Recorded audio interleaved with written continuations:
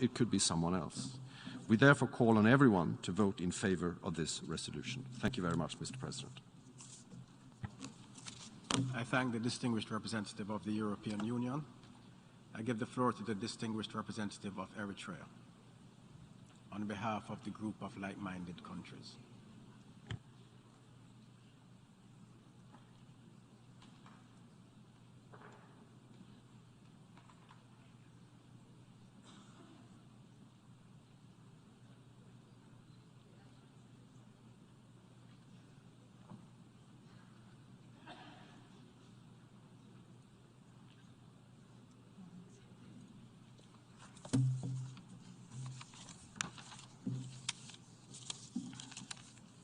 Good morning. Mr. President, I have the honor to take the floor on behalf of the delegations of Angola, Belarus, Bolivia, Cambodia, China, Cuba, the Democratic People's Republic of Korea, Equatorial Guinea, Eritrea, Iran, the Laos People's Republic, Nicaragua, the State of Palestine, St. Vincent and the Grenadines, Syria, Venezuela, Zimbabwe, and other like-minded countries. Mr. President, allow us to stress from the very beginning that this General Assembly is not a judicial body, and that its resolutions shall be initiated as stipulated in Article 13 of the Charter of the United Nations for the purpose of promoting international cooperation in the political field and encouraging the progressive development and international law and its codification, and of promoting international cooperation in the economic, social, cultural, educational, and health fields, and assisting in the realization of human rights and fundamental freedoms for all without distinction as to race, sex, language, or religion. The resolution adopted by this Assembly, therefore, represent the political will of states and can in no way serve as the legal basis for defining internationally wrongful acts, mindful of the fact that such an action would go beyond its mandate and responsibilities. Mr. President, the draft resolution before us and contained in document A/ES/11L6 on one hand has neither sufficient legal basis nor is it in line with the established practice of the General Assembly, while on the other hand it would only promote a divisive agenda within this body. In addition, should it be adopted, this draft resolution would set a dangerous precedent that would allow for the blessing of this General Assembly for the establishment of a remedy and reparation mechanism that is neither managed by nor accountable to the very same organ that would be creating it. In this context, we should not forget that colonial powers cause enormous damage and suffering to the peoples of present-day developing states. We also recall detrimental external interference in the internal affairs of sovereign states, including foreign interventions and invasions in Asia, Africa, Latin America, and the Caribbean. Those states suffering from foreign interference, colonialism, slavery, oppression, unilateral coercive measures, illegal blockades, and other international wrongful acts also deserve the right for remedy, reparation, and justice, which should be addressed through sound legal processes.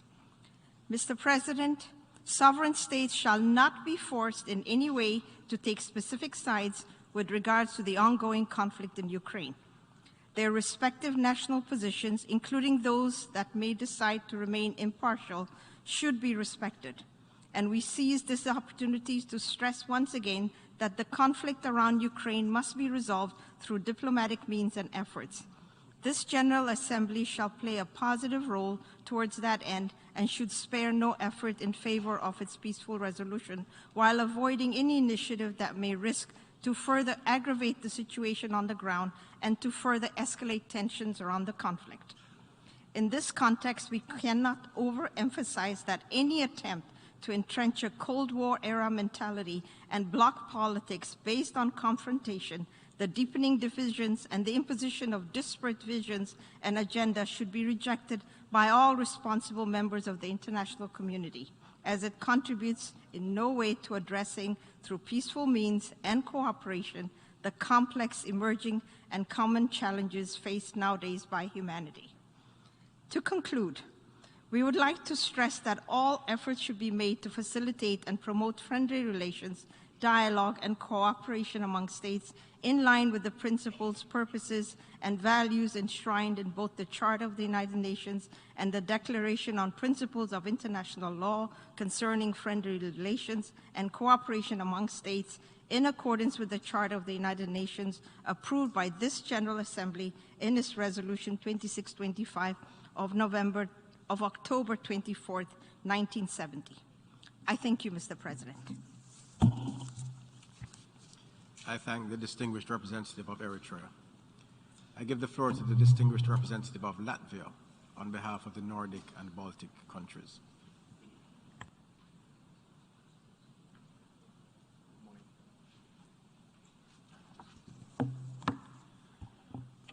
Mr. President, distinguished delegates, I have the honor to speak on behalf of 8 Nordic Baltic countries: Denmark, Estonia, Finland, Iceland, Lithuania, Norway, Sweden, and my own country, Latvia. Mr. President, February 24th this year, Russia launched its brutal full-scale invasion of Ukraine in blatant violation of international law and the UN Charter.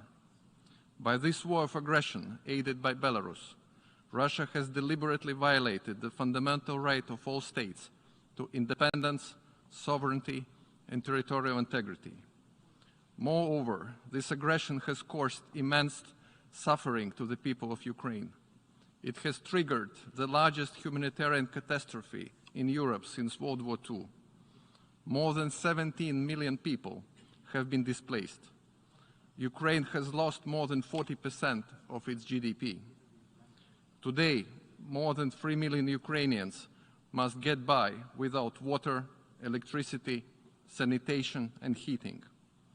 Russia's armed forces have deliberately attacked critical civilian infrastructure, including energy grids, power interconnectors, and water stations. Just like other countries, Nordic Baltic countries have been delivering considerable financial, humanitarian, and military assistance to the people of Ukraine. We strongly believe that all member states must seek ways how to support Ukraine.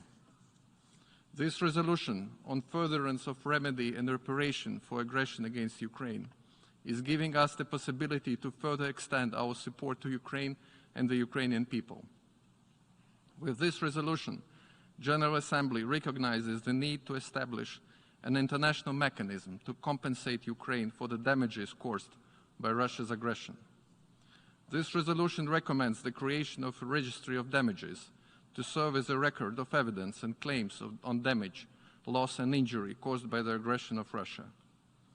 We believe it is important to collect and preserve evidence of Russia's brutal aggression against Ukraine, because Russia must be held accountable for its internationally wrongful acts against Ukraine and the Ukrainians. Just a few hours ago, Ukrainian President Volodymyr Zelensky told journalists that investigators have uncovered more than 400 war crimes in areas of Kherson abandoned by Russian forces as they retreated. There must be no impunity to these crimes or damages caused, and perpetrators must be held to account. In order to achieve this goal, evidence must be properly stored, otherwise it could be potentially lost or damaged. Thus, we support all evidence should be collected and stored in accordance with relevant international norms and standards. Mr. President, the Nordic Baltic countries reiterate our firm support to Ukraine. We are convinced that the respect of international law and the UN Charter and the international rules-based order are fundamental for our common security and multilateral cooperation. We urge Russia to abide by international law and uphold its international commitments. We call for the Secretary General and the UN to continue efforts to restore the respect for the territorial integrity, sovereignty, and independence of Ukraine.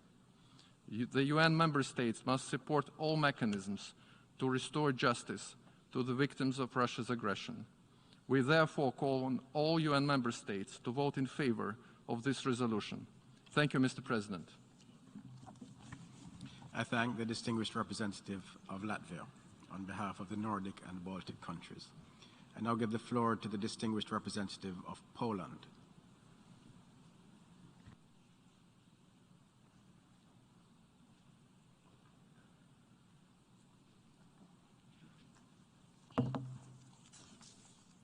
Mr. President, Excellencies, distinguished delegates. The Russian aggression against Ukraine requires an ambiguous and comprehensive response from the international community as a whole and from each of its individual members. The UN General Assembly resolution on the furtherance of the remedy and reparation for aggression against Ukraine gives us a possibility to respond to the numerous horrific and devastating effects of the ongoing war. Mr. President, for almost 9 months, Russia has been attacking Ukraine's civilian population and non-military infrastructure, including those protected by binding international humanitarian law provisions. The scale of material damages perpetrated by Russia and Ukraine is horrendous and not seen in Europe since the Second World War.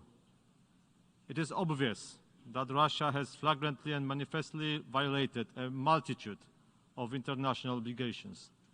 First and foremost, its obligation to respect the prohibition of aggression.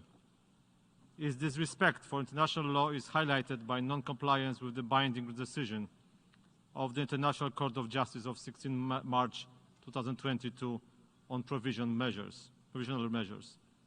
Hence, the accountability for the violation of the international law committed in Ukraine by the Russian Federation must remain our priority as the war continues to rage. Russia must bear the consequences of its all violations, including making reparation for the injury and damage caused by such a glaring and large-scale violation of its international obligations. Distinguished delegates, it is a fundamental principle of international law that the breach of an obligation involves a duty to redress, in an adequate form, all wrongs, material and non-material, inflicted upon the state and its citizens. Reparation, therefore, is an indispensable complement of a failure to apply international legal rules. Today's resolution recapitulates what is obvious. Russia is under obligation to make full reparation. Poland strongly supports the creation of the International Register of Damages caused by the Russian Federation's aggression against Ukraine. We strongly believe that all damages need to be always appropriately compensated, no matter when and no matter where they were inflicted. This is a universal guiding principle. It's not enough if the perpetrators only admit their wrongdoings. It's not enough if they express remorse, and in this case, we are even far away from that. Moral gestures are welcomed, but never enough. It is material compensation which is needed to rebuild damages caused by wars. We need to create the registry because it is fundamental for the future of Ukraine. Poland knows only too well from its own history what it means if such actions are forsaken. Mr. President, the proposed register, the operation and modalities of which will be decided among interested states, will not only assist Ukraine in rebuilding itself after the devastating war, but more importantly, it will bring justice to the victims of the Russian barbaric acts, such as a mass killing of men, women and children, torture, sexual violence or forced deportation. It should also not be forgotten, as Poland stressed in the Security Council in May, that apart from the human casualties, the Russian aggression keeps causing destruction to the cultural sites in Ukraine. Religious sites, historic buildings, monuments, Holocaust memorials, and other artifacts are being damaged and looted on a daily basis. Addressing the General Assembly in September this year, President of Poland, Andrzej Duda, stressed Poland's commitment to all accountability efforts by stating, and I quote, "I would like from this place to pledge our support to all existing and new initiatives so that those who deprive millions of people of their right to food and destroy the environment will no longer go unpunished. In the face of Russia's unlawful actions, we should all learn a lesson for the future." Mr. President, as the international community was unable to prevent the ongoing Russian aggression, it is our duty to advocate towards ensuring accountability for atrocities committed against Ukraine. It is thus imperative to support today's resolution, as it will constitute the first step towards reparation for injury and damage caused by the Russian aggression and lead us towards achieving peace and post-conflict recovery. And I thank you. I thank the distinguished representative of Poland. And I give the floor to the distinguished representative of Sri Lanka.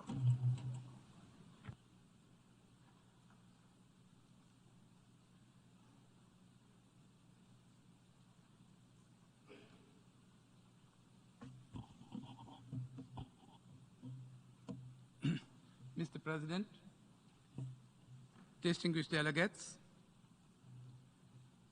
I thank you for the honor of granting me the floor to express a few views with regard to the caution we should exercise in acting on a resolution which I say borders on the fringes of misadventure if we were to act upon it in the way we are called to do so. Mr. President, Sri Lanka remains deeply concerned regarding the deteriorating situation in Ukraine resulting from the ongoing hostilities.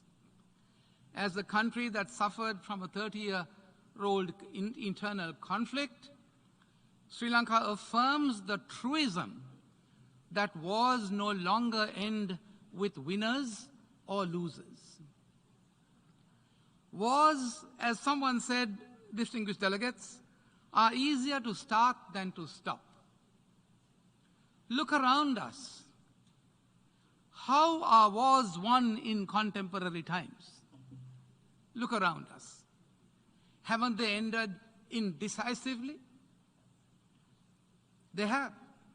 Every one of them have ended indecisively. It has today become much more difficult to relate military success to political stability, which is an indispensable ingredient for peace.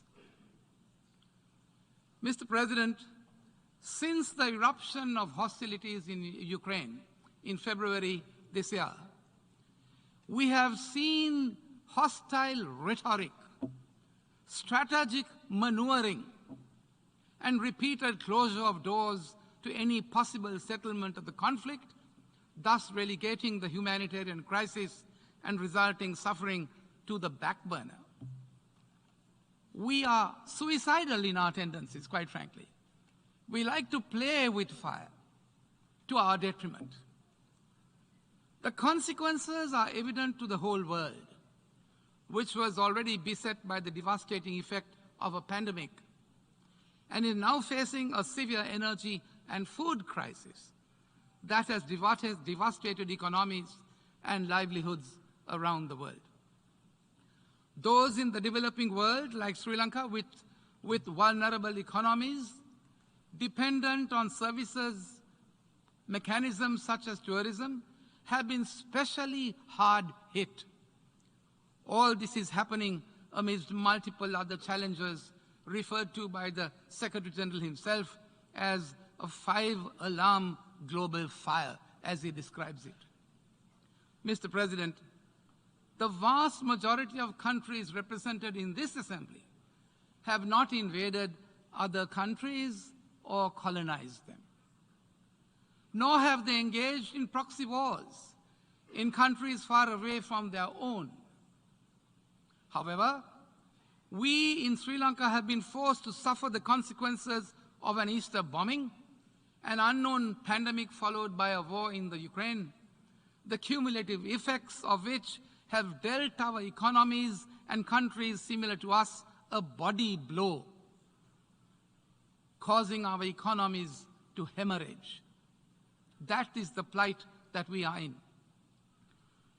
Mr. President, Sri Lanka is of the view that the most urgent step, therefore, is to engage in talks continue to engage in talks for a ceasefire, to end the conflict and alleviate the humanitarian suffering.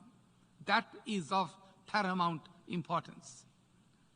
The attempt to provide justification through a General Assembly resolution for seizure of sovereign assets of one party at this juncture, in our respectful view, is misconceived and misplaced and would amount to an overreach of the application of the provisions of the Charter and an engagement in jurisprudential, what I would describe as being jurisprudential gymnastics, choreographed intrinsically by a misplaced composition of misunderstood sequences, a misadventure that can go terribly wrong, my dear friends. A simple reading of the Charter provisions makes it abundantly clear that such a mechanism was never ever contemplated by the draftsman of the Charter. It can also result in setting a precedent, as observed by by the ambassador for Eritrea. The General Assembly setting a precedent wherein the General Assembly does not have the competency to pronounce upon. What we ask are the parameters of such a mechanism. What are the outer parameters of the mechanism? Will it also apply to conflicts in other parts of the world, which have been lingering for much longer? Ask yourselves that question. Have these conflicts ended? Have we exhausted our best efforts to bring the conflict to an end by a pacific settlement of the disputes as envisaged by the provisions of the Charter? Distinguished delegates, think about it.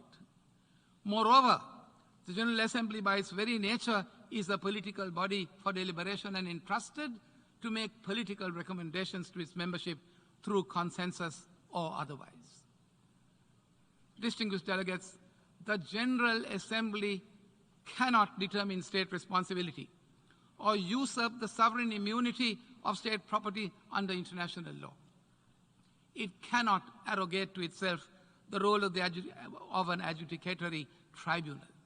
This move, therefore, creates a dangerous precedent which leaves room for any group of countries based on existing power dynamics to lay the groundwork to seize sovereign assets without any basis in international law, further aggravating the already existing mistrust and suspicion. Distinguished delegates, Mr. President, reparations by their very nature include 5 key components: cessation, assurances of non-repetition, restitution and repatriation, compensation, satisfaction, and rehabilitation. Why do countries, ask yourself the question, why do countries pay reparations? War reparations, distinguished delegates, are compensation payments made after a war by one side to the other. It is a levy on a defeated country, forcing it to pay some of the war costs of the winning country. That's what it is for. Is it the case that this war has conclusively ended? Is that the case? Isn't that far from the case? We sincerely wish it was, even indecisively. Mr. President, we are therefore of the considered view that this initiative will not only exacerbate the conflict, but might well result in compelling the parties to resort to a more lethal and sophisticated method of prosecuting the conflict that none of us would wish to see. We must take every care that we do not reach that point, the point of no return. Distinguished delegates, we must continue our efforts of diplomatic engagement at the highest level and desist from any activity or support to either party of whatever nature that would enable them to sustain military operations further. Distinguished delegates, however, sadly, there seems to be no forward movement in this regard, and steps being contemplated, such as this one, will only widen the existing fissures that would entail in a multiply effect globally, which will have to be borne by all of us, including by those member states who are not even remotely connected, I say, to this conflict, and by generations to come. Mr. President, the greatest glory, someone said, in living lies not in never falling, but in rising every time we fall. And it is time we got together and may put an end to this conflict by using our diplomatic means. For these reasons, Sri Lanka respectfully requests that this August Assembly does not exacerbate the conflict and engage in any activity which are not in conformity with the Charter of the United Nations. I thank you, Mr. President. I thank the distinguished representative of Sri Lanka. I give the floor to the distinguished representative of Saudi Arabia on behalf of the Gulf Cooperation Council.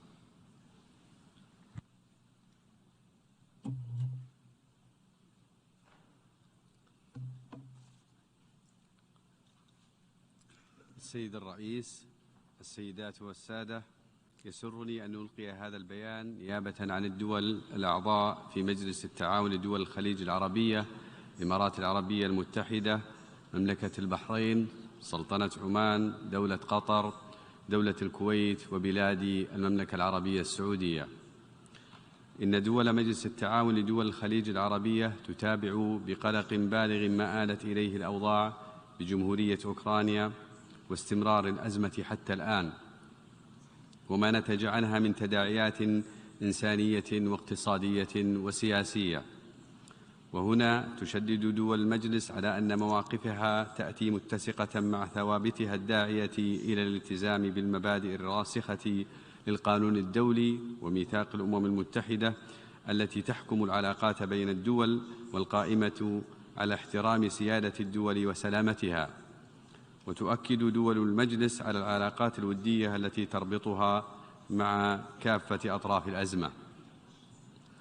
السيد الرئيس، تدعو دول مجلس التعاون لدول الخليج العربية جميع الأطراف للالتزام بتعهداتهم وفقا للقانون الدولي، وهي على قناعة بأن أفضل سبيل لتلافي التداعيات السلبية هو تسوية الأزمة عن طريق الحوار وبالطرق الدبلوماسية بما يلبي مصالح جميع الأطراف.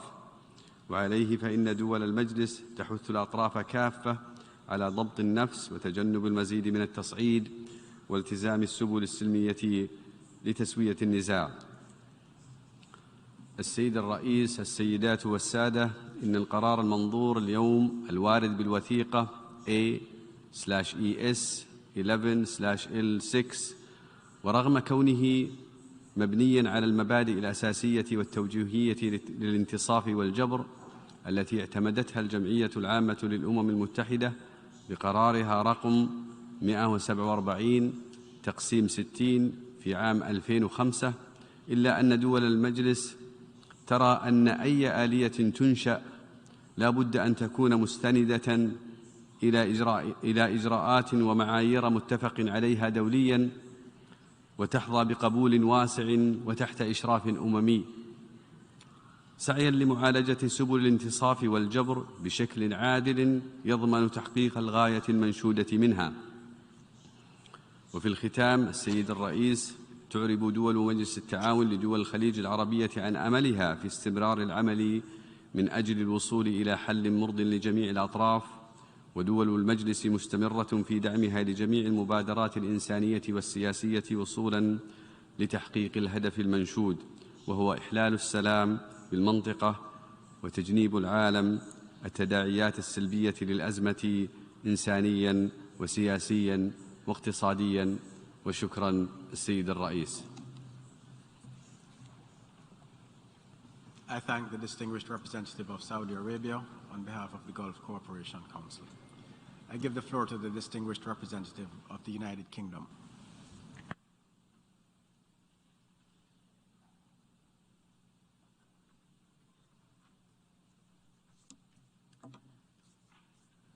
Thank you, President.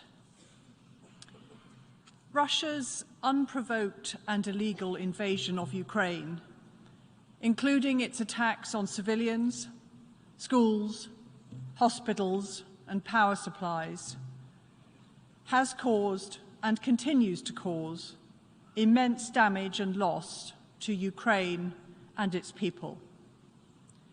In contrast, the scenes of relief and joy we have seen as Ukrainian civilians in Kherson greet the liberating armed forces of Ukraine, should leave us in no doubt at the cruel and destructive nature of Russia's invasion of Ukraine. It will take a broad international effort to support Ukraine's recovery and reconstruction in order to build a safe and prosperous future for the Ukrainian people. But only one country, Russia, is responsible for the damage to Ukraine, and it is absolutely right, as this resolution sets out, that Russia pay for that damage. Russia must be held to account for actions which are in clear violation of international law, including the UN Charter. The United Kingdom supports Ukraine's ambition to establish a register of damage to ensure that the evidence of the destruction caused by Russia is documented and preserved. This is an important first step in Ukrainian efforts to seek justice in accordance with international law. It is right that we begin that process now. Putin must end his war of choice, end the lies and distortion, end the global devastation in its wake, and withdraw his troops from Ukraine.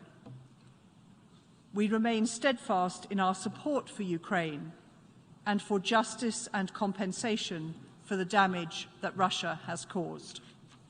Thank you, President.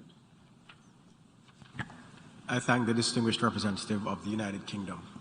I give the floor to the distinguished representative of Japan.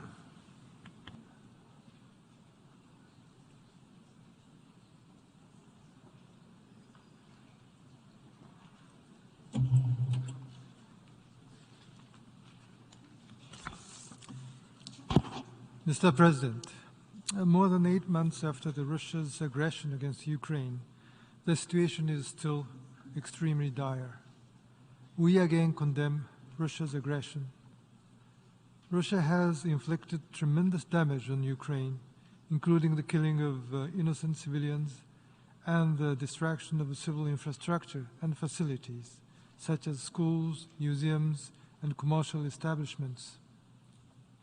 Japan has already resumed embassy operations in Kyiv, and we are mindful of such damage on the ground. We recall that indiscriminate attacks on innocent civilian populations constitute a war criminal, and responsibility for these actions must be held. Mr. President, unilateral attempts to change the status quo by force must not occur in any corner of the globe. This resolution should contribute to the reparations for the serious violations of the principles of the United Nations Charter. Russia must immediately stop its war of aggression, withdraw all of its troops and military equipment from Ukraine, and respect Ukraine's independence, sovereignty, and territorial integrity within its internationally recognized borders. I thank you, Mr. President. I thank the distinguished representative of Japan. I give the floor to the distinguished representative of Malaysia.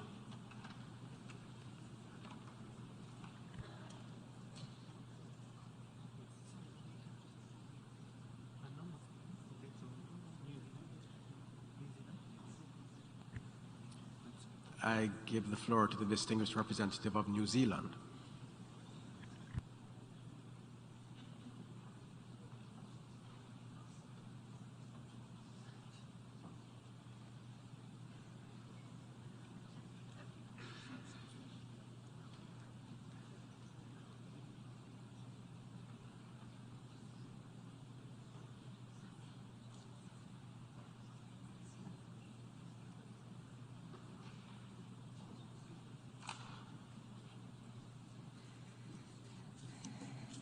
Mr. President, Aotearoa New Zealand welcomes the opportunity to speak on this important matter. Aotearoa New Zealand continues to be gravely concerned by the loss of life, displacement, destruction, and economic calamity caused by the Russian Federation's blatant aggression against Ukraine over the last 9 months. Consistent with the UN Charter and as members of the General Assembly, it is our responsibility to do all we can to avoid the deadly consequences of war. We see accountability and reparation processes as an important element in avoiding and forestalling further perpetuation of grave atrocities. Aotearoa New Zealand is strongly committed to supporting international mechanisms that seek accountability for Russia's clear breaches of international law. We continue these efforts through New Zealand's intervention in Ukraine's case against Russia in the International Court of Justice, as well as through the making of significant financial contributions to the International Criminal Court. In addition to mechanisms that seek accountability, we believe that future reparation processes can play a critical role in the rebuilding of communities. Those that are responsible for causing damage and injury by breaching international law must make full reparations for rebuilding and compensating Ukraine. Aotearoa New Zealand strongly supports Ukraine's sovereignty and territorial integrity and unequivocally condemns Russia's aggression. The principles at stake in Ukraine are deeply significant to New Zealand as a small state acting in the world. We continue to call on Russia to commit to dialogue, to act in the interests of peace and principles of the United Nations, and to act consistently with its responsibilities as a permanent member of the United Nations Security Council. We stand shoulder to shoulder with Ukraine. Thank you. I thank the distinguished representative of New Zealand. I give the floor to the distinguished representative of Vietnam.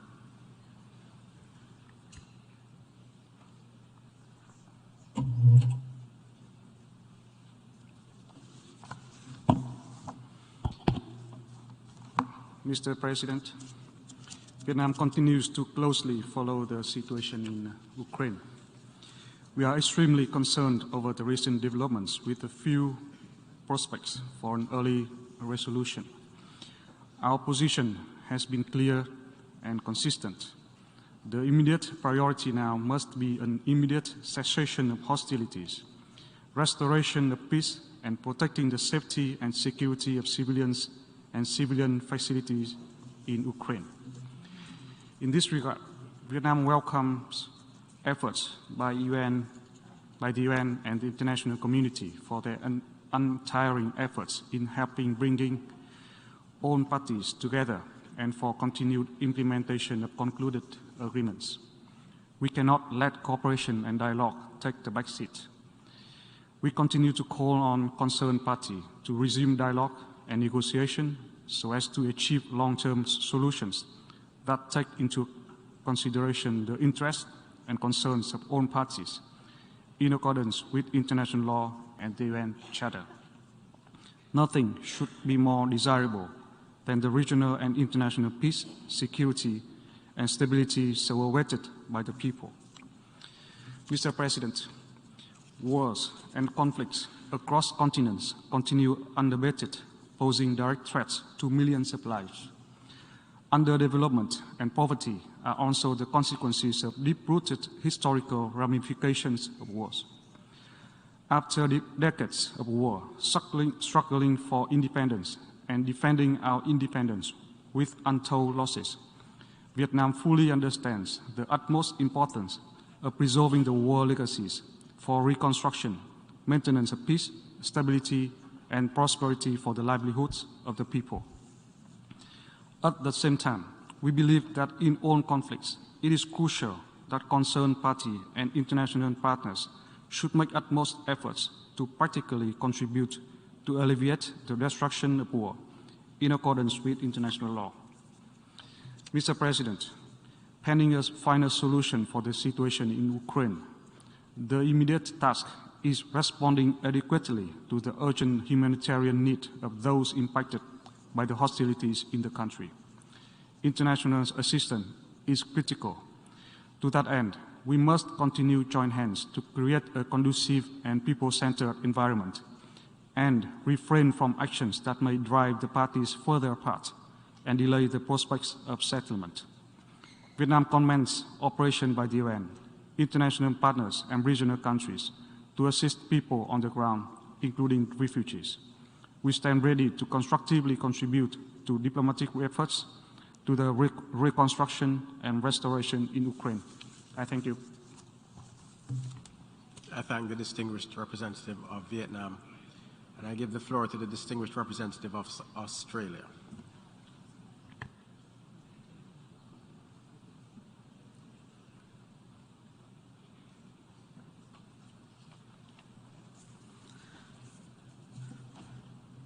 Thank you, Mr. President. Good morning, colleagues. Let us remember that on the 2nd of March, under the Uniting for Peace formula, the international community stood together and adopted Resolution ES-11/1 by an overwhelming majority. In doing so, we were united in deploring in the strongest terms the aggression by the Russian Federation against Ukraine in violation of Article 2.4 of the Charter. It's now more than 8 months on, and every day Russia's invasion of Ukraine unleashes further suffering, causing death, injury and destruction in Ukraine. When this illegal and immoral war ends, Ukraine will face the monumental task of rebuilding all that was destroyed by Russia in the context of or during its invasion. The injuries suffered by Ukraine as a result of Russia's violations of international law require full reparation by Russia in accordance with international law of state responsibility. Article 31 of the International Law Commission's articles on the responsibility of states for internationally wrongful acts makes abundantly clear that, and I quote, "The responsible state is under an obligation to make full reparation for the injury caused by the internationally wrongful act." End quote. This fundamental principle of international law is not controversial. Far from it. In fact, in a decision in February of this year, the International Court of Justice once again explicitly reaffirmed that Article 31 and this principle represents customary international law. So let us be clear. The international community has overwhelmingly spoken to condemn Russia's illegal invasion of Ukraine as a violation of the UN Charter. There is no doubt that Russia has an obligation under international law to make full reparation for the injury caused by this egregious and legally wrongful act. The resolution we're debating today, which Australia is proud to co-sponsor, recognises these basic facts and that Russia must be held to account for its illegal and immoral invasion of Ukraine. We will not be fooled by Russia's misinformation and obfuscation. This resolution does not overstep the powers of the General Assembly in any way. It simply recognises fundamental principles of international law by which Russia, and we must all, abide. A register of damage and a reparations mechanism appropriately constructed would be important components of a fair, impartial and just framework for reaching a view of the reparations Russia must make to ensure lasting peace. Colleagues, the international community must work together to start laying the foundations now. We must first accurately record the damage caused by Russia with a view to achieving peace and post-conflict recovery. We must urge all Member States to continue to support this resolution and every effort to ensure Russia complies with its obligations under international law, including to end its war of aggression against Ukraine and to make reparations for the injury and damage it has already caused. Thank you, colleagues. I thank the distinguished representative of Australia. I give the floor to the distinguished representative of Albania.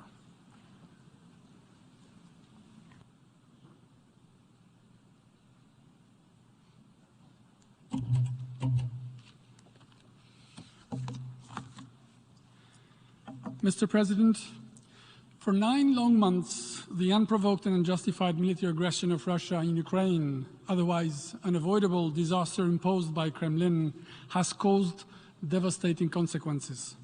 Thousands of innocent people have been killed, millions have been displaced, vast parts of the country have been destroyed. Nothing has been spared.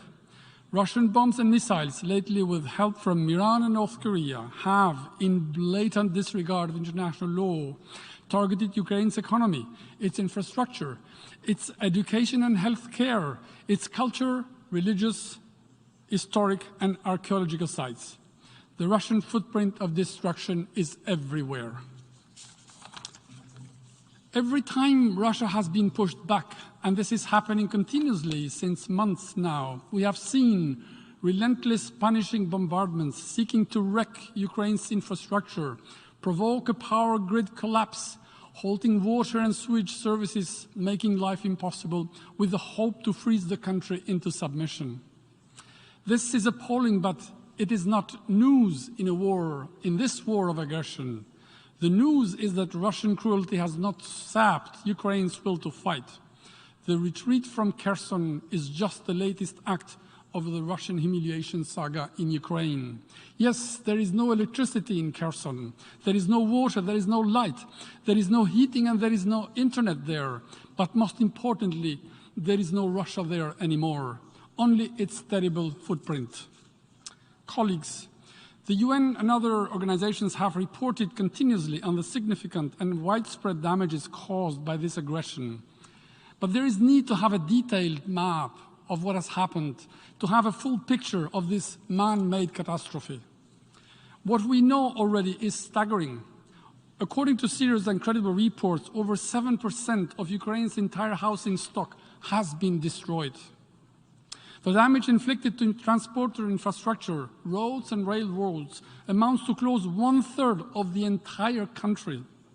More than 300 bridges have been deliberately destroyed by Russia since February this year. 1,270 schools have been damaged or destroyed, along with close to 1,000 healthcare facilities. Business and industry properties have sustained close to $10 billion in damage. But this is far from being the full picture. Colleagues, actions have consequences, and Russia must be held accountable, including for reparations. It is one of the core principles of the international law that the aggressor has an obligation to make full reparation for the damages it has caused. This is why Albania fully supports the resolution presented today for furtherance of remedy and reparation of aggression against Ukraine, and call on all member states here present to vote in favor of this draft resolution as an act of justice and dignity. It is very straightforward. An aggression has happened. Extensive damage has been inflicted. It needs to be documented for the purpose of reparation and accountability. This is all this text is about. Colleagues, this war, just like every war, will stop one day. It must stop now, since every day going on, the toll will be heavier for all, including for Russia itself, which, let's not forget, has become the first G20 economy decoupled completely from Europe, with a very bleak, spiraling downturn outlook. It is a self-inflicted pain. This is why it is time for Russia to silence the guns, withdraw completely and unconditionally from Ukraine, and engage into negotiations. Ukraine is home to Ukrainians. It doesn't have to become the graveyard of the Russian soldiers. Thank you. I thank the distinguished representative of Albania.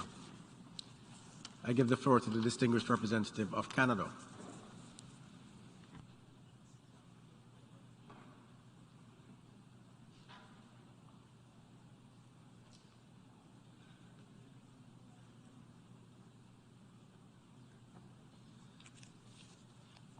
Merci, Monsieur le Président. C'est un honneur encore pour moi de pouvoir représenter notre pays, le Canada, et pour dire clairement qu'il y a des choses qui ont été dites à propos de cette résolution qui, franchement, n'ont rien à faire avec la résolution. Alors, je crois que c'est important d'insister sur les principes et les paroles que nous avons utilisées dans cette résolution parce qu'ils sont tellement clairs et franchement n'ont rien à faire avec des propos de quelques délégués à ce sujet. I think it's important that we recall the words of a wise philosopher who said, there's a difference between saying something and proving something. So when someone says that this resolution is about the forcible seizure of assets and about the destruction of the powers of sovereign states, it's not true. That's not what the resolution says. That's not what the resolution does. The resolution is very short. It's only a page and a half. You can read it. Everyone can read it for themselves. And you can see that the words seizure of sovereign assets occur nowhere in the resolution. This is nothing about the seizure of sovereign assets. And the country that is making these allegations is making them because they don't want to admit what the resolution actually says. Because it's very simple. The resolution says, after all of the operative parts which refer to previous resolutions, refer to previous decisions which the Assembly has made, the resolution simply says that we recognize the need for the establishment in cooperation with Ukraine of an international mechanism for reparation for damage, loss, or injury, and that we recommend the creation by member states in cooperation with Ukraine of an international register of damage to serve as a record in documentary form of evidence and claims information on damage, loss, or injury to all natural and legal persons concerned. And then that's what it says. Those are the two operative paragraphs of the resolution. And some of the delegates who've spoken have been talking about something completely different. Some of what I hear today is a cry. And the cry is, we are hurting. We are hurting because of the cascade of crises and calamities that have occurred in the world in the last 5 years, several years. And we don't want there to be any distractions from our calamities. I think any caring, empathetic, compassionate person who heard these words would say, I understand, I hear you. And there have been pleas from many delegates to say we should be paying attention to the humanitarian concerns and to the humanitarian issues on the ground, and we should be striving for peace. Who can disagree with that? Canada has been spending hundreds of millions of dollars on the humanitarian situation in Ukraine. And we say that not to say we're better than anyone else, but we're saying it because, of course, we respond to the humanitarian situation. But do not let us be distracted from what is actually in this resolution. It is not in any way an excess of powers of the General Assembly. Because the only reason the General Assembly is dealing with this situation in Ukraine is because the Russian Federation has vetoed each and every attempt in the Security Council to deal with this crisis. In other words, the party that is committing the aggression, and we've said on numerous occasions in this assembly that there has been an aggression and that it is an attack on the territorial integrity of Ukraine. We've said that twice in clear and emphatic resolutions, and we've gone further and said that there were annexations that were further illegal. And now all we're saying is, please recommend that we allow Ukraine to set up a registry and that other countries can join in supporting the registry, which is not about seizing assets or dealing with state sovereignty in any way, shape, or form, but is about saying there has to be a registry in order for there to be an eventual reckoning for the damage and destruction that has been caused. Sometimes we're too gentle in describing this situation. One of my colleagues today from this podium described it, the events of February 24th, as an eruption of hostilities, as if a volcano had gone off. Except this was not a volcano. This was an attack by one country on another country. And under our rules here, they're in the Charter, when one country attacks another country, it's a breach of the law. It's against the rules.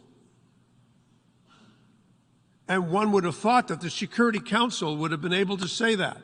But no, because the Russian Federation, which was the party that perpetrated the attack, prevented the Security Council from functioning and has tried to tie up this Assembly and the Security Council in knots because it can't bring itself to admit that its so-called special military operation is not a special military operation, it's a systematic attack on Ukraine, on the Ukrainian people, and on Ukrainian infrastructure. Why did the Russian Federation wait until the autumn to begin its massive bombing of the civilian infrastructure of Ukraine? Because winter follows the autumn.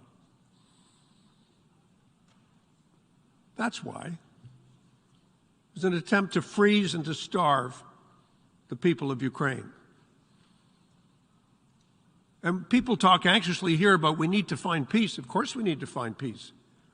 The one country that can create peace is the country that refuses to allow the Security Council to do its job, refuses to allow the Assembly to do its job, and refuses to accept responsibility for its own act of aggression. This is a permanent member of the Security Council that is supposed to be acting as a steward and guardian of the Charter. There's nothing excessive in the resolution. In fact, the resolution is modest in the extreme. The Assembly is not being asked to perform a function as a judge or jury. It's not being asked to exceed its jurisdiction. It's not being asked to go too far. It's simply saying there should be a registry, and Ukraine and other countries that are willing to support it should be allowed to support a registry. Why and how this is an excess of jurisdiction cannot be explained. And all of the things that have been said in the letter from the Russian ambassador to all of us, and all have been said today from this podium about how this is some systematic Western plot to steal the assets of sovereign states, is just complete balderdash. It's nonsense. And we have to have the courage to say it.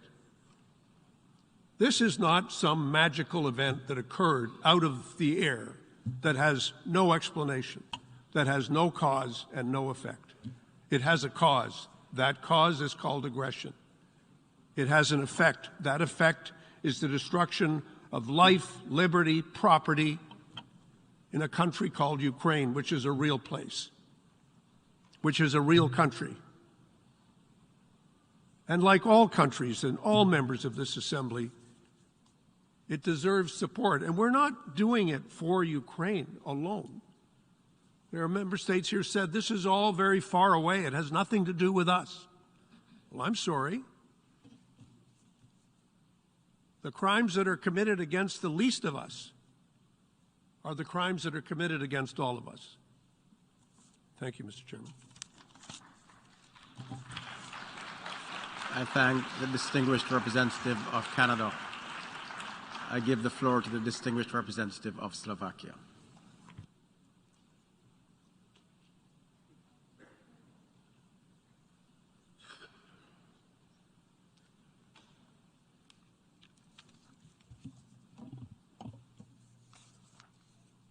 Mr. President, Slovakia fully aligns itself with the statement made earlier by the distinguished representative of the European Union, and I wish to add just a few remarks in my national capacity.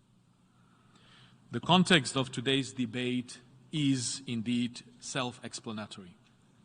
Slovakia considers the resolution in front of us another important step towards ensuring accountability of Russia for its continuing unfortunate, unprovoked, and unjustified military aggression against Ukraine in violation of all fundamental values and principles of the UN Charter and international law, upon which this organization is built and upon which we work and we believe in. Under customary international law, the state responsible for the international wrongful act is under obligation to seize that act if continuing and to offer appropriate assurances and guarantees of non-repetition if circumstances so require. Importantly, the responsible state is further obliged to make full reparation for the injury caused by the internationally wrongful act. This is just a reminder of all of us of this important international law context. The General Assembly has already confirmed in its resolution ES 11/1 of the 2nd of March that the Russian aggression against Ukraine is indeed in violation of Article 2, Paragraph 4 of the UN Charter. That resolution also demanded Russia to seize this internationally wrongful act by immediate, complete, and unconditional withdrawal of all its military forces from the territory of Ukraine within its internationally recognized borders. Today, we have an opportunity to address the second obligation of Russia stemming from its continuing violations of international law. We have already heard what the resolution in front of us seeks and does not seek to do. I will therefore not repeat it, but rather appeal to all delegations in this room with one simple question. Imagine that your neighbor launches and relentlessly continues a brutal and illegitimate military aggression, acting thus in contravention of your right to sovereignty, independence, and territorial integrity. What is more, your neighbor causes enormous, and I have to underline enormous and unbelievable, material and moral damage to your country, and what is more, to your people. We see this taking place daily in Ukraine. In such a situation, would you not want the international community to recognize that the aggressor state must be held to account and that it has the obligation to make full reparation? I believe the answer is clear, and Slovakia strongly encourages all states to vote in line with the legal but also moral imperative today. It is, dear colleagues, indeed our collective responsibility. We will do so on our end. I thank you, Mr. President. I thank the distinguished representative of Slovakia, and I give the floor to the distinguished representative of Italy.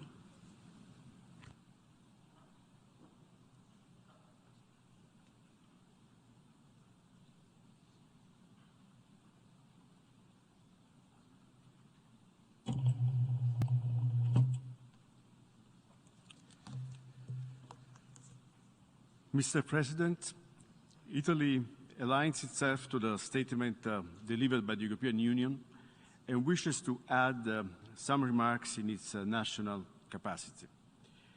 Despite the many strong condemnations of Russia's illegal and unjustified war of aggression against Ukraine, overwhelmingly voiced by this General Assembly, Russia's violent actions continue to cause suffering and destruction on a large scale. Russia must be held accountable for such suffering and destruction.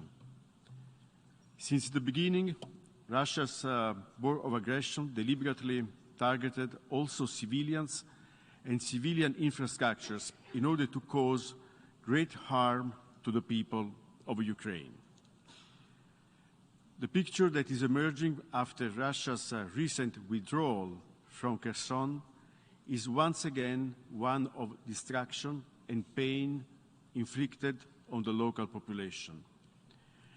The present resolution does not establish any standing UN reparation or compensation mechanism. It is instead aimed at providing global legitimacy by recommending to Member States the creation of an international register of damage. Such register of damages will coordinate and organize evidence-gathering efforts, including those carried out in the context of various investigations by UN bodies.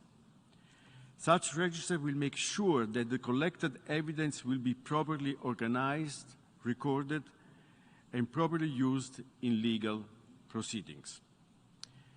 Reparation for civil claims, as well as for Russia's internationally wrongful acts, is not only a fundamental obligation under international law, it is also an essential step towards achieving peace and post-conflict recovery, as well as for the future reintegration of the aggressor state in the community of peace-loving nations as laid down in Article 4 of the UN Charter. Reparations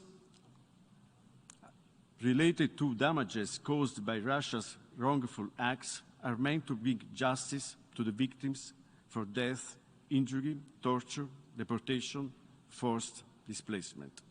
Italy is proud co-sponsor of this draft resolution. I call on all Member States to support justice, reconstruction and reconciliation by voting yes to this resolution. I thank you, Mr. President. I thank the distinguished representative of Italy. I give the floor to the distinguished representative of Ireland.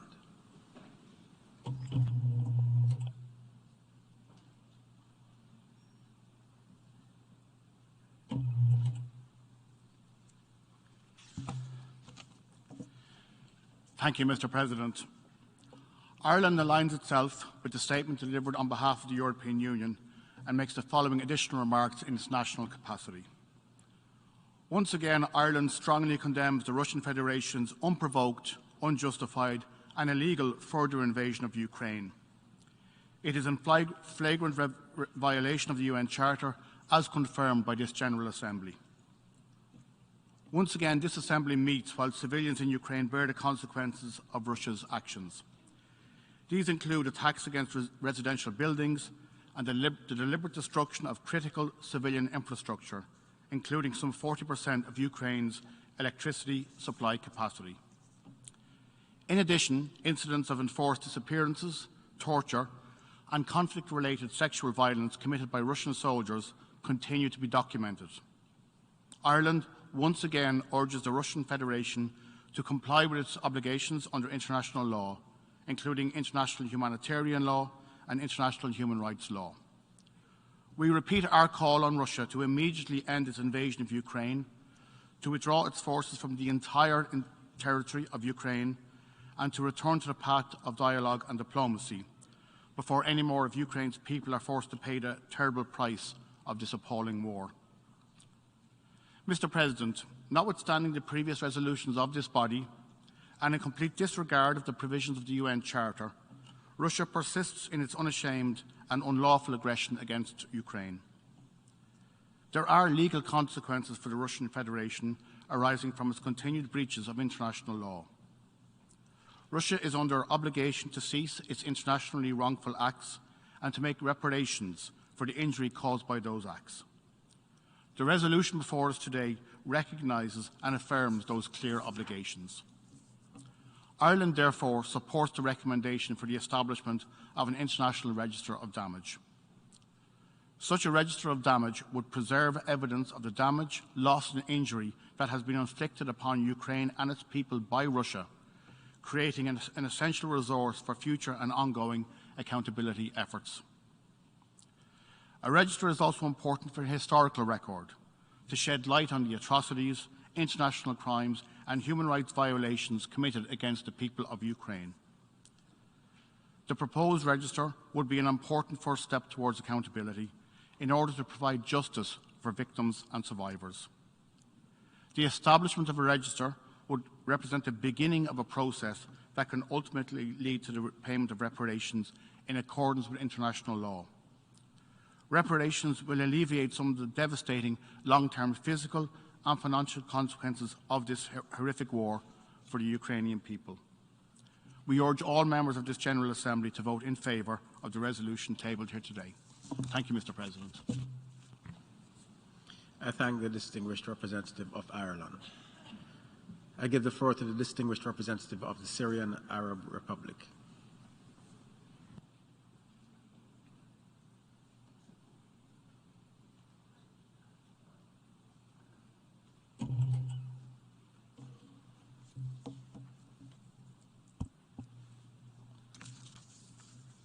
شكرا سيد الرئيس. بداية ينضم وفدي إلى البيان الذي ألقته المندوبة الدائمة لإريتريا نيابة عن مجموعة الدول متماثلة التفكير، ويود أن يدلي بالملاحظات التالية بالصفة الوطنية.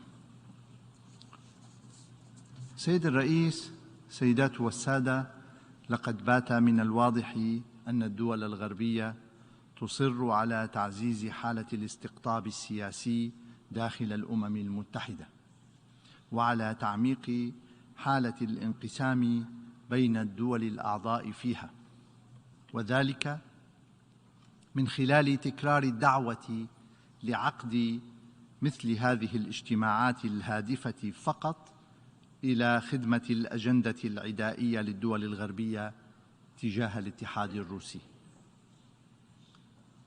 إن الجمهورية العربية السورية تؤكد على أن حل الخلافات والأزمات الإقليمية والدولية لا يجب أن تتم عبر ممارسة التضليل وسياسات العزل والإقصاء وفرض العقوبات، أو من خلال إنشاء آليات مسيسة، بل يجب أن تتم عن طريق الدبلوماسية والحوار، وبأن على الجمعية العامة أن تتجنب أي مبادرات قد تؤدي إلى تفاقم النزاع ومنع حله سلمياً.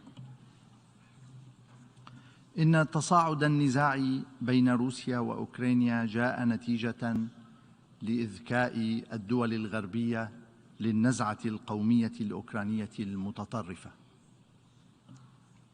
ومواصلة تحريض النازيين الجدد ومدهم بالأسلحة والمعدات المختلفة وبلا حدود الأمر الذي بات يشكل تهديداً لأمن وسلامة دول المنطقة. السيد الرئيس، السيدات والسادة، إن مشروع القرار المعروض أمام الجمعية العامة اليوم يأتي في إطار سلسلة القرارات غير المتوازنة والمنحازة والاستفزازية التي تدفع بها الولايات المتحدة الأمريكية وحلفائها الغربيين لاستهداف الاتحاد الروسي، والذي ينطوي على حالة خطيرة من العدائية تتمثل في الاستيلاء على الأموال والأصول السيادية الروسية التي سبق له تجميدها، وخلق سابقة عبر إنشاء آلية غير شرعية للتعويضات في خروج واضح عن الولاية المعقودة للجمعية العامة للأمم المتحدة.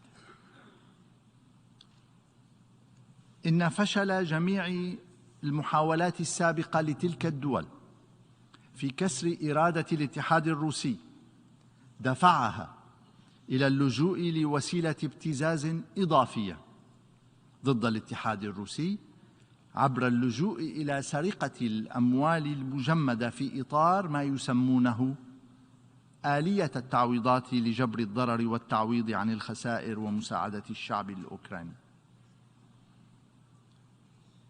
إلا أن هدفها الحقيقي هو تسديد قيمة مشتريات أوكرانيا المتزايدة من الأسلحة الغربية. إن استغلال الجمعية العامة للتلاعب بقواعد العمل داخل الأمم المتحدة وفرض آليات جديدة غير شرعية وغير مسبوقة من خلال الضغط والابتزاز بات ممارسة ثابتة للدول الغربية في استهداف الدول الأعضاء التي لا تسير في ركب أجنداتها السياسية. السيد الرئيس، إن سياسة المعايير المزدوجة التي تتبعها الدول الغربية قادتها إلى التركيز على قضايا معينة تخدم أجنداتها، وبالمقابل تتجاهل مسؤولياتها عن أفعالها غير المشروعة التي ارتكبتها خلال العقود الماضية بحق عدد من الدول الأعضاء في آسيا وأفريقيا وأمريكا اللاتينية، وذلك في محاولة منها للتنصل من المساءلة عن الأضرار الجسيمة التي ألحقتها بتلك الدول ومنها بلاد سوريا. ولهذا فإن ما تطرحه تلك الدول علينا اليوم لإنشاء مثل هذه الآلية ليس سوى دليل واضح يثبت حجم النفاق السياسي الذي وصلت إليه. السؤال الذي يطرح نفسه هنا: من الذي سيقوم بتعويض بلادي عن قيام ما يسمى بقوات التحالف الدولي بقيادة الولايات المتحدة وحلفائها الغربيين بتدمير البنية التحتية السورية؟ ومن الذي سيعوض الشعب السوري عن سرقة ثرواته الوطنية والخسائر الناجمة عن العقوبات الأحادية والتدابير الانفرادية القسرية اللا إنسانية التي تكبدها طيلة السنوات العشر الماضية؟ لا أحد يطرح هذا السؤال. السيد الرئيس، انطلاقاً من موقف بلادي الثابت والراسخ في رفض جميع محاولات تسييس عمل الأمم المتحدة والتلاعب بها، سيصوت وفدي ضد مشروع القرار المعروض أمامنا، ويحث الوفود الدول الأعضاء على التنبه لمخاطر الانجرار وراء مساعي إنشاء آليات غير قانونية وغير شرعية لا تتسق مع صلاحيات الجمعية العامة وأحكام ميثاق الأمم المتحدة، والتي لن تؤدي إلا إلى خلق المزيد من الفوضى في العلاقات الدولية. شكرا السيد الرئيس. I thank the distinguished representative of the Syrian Arab Republic. I give the floor to the distinguished representative of Nicaragua.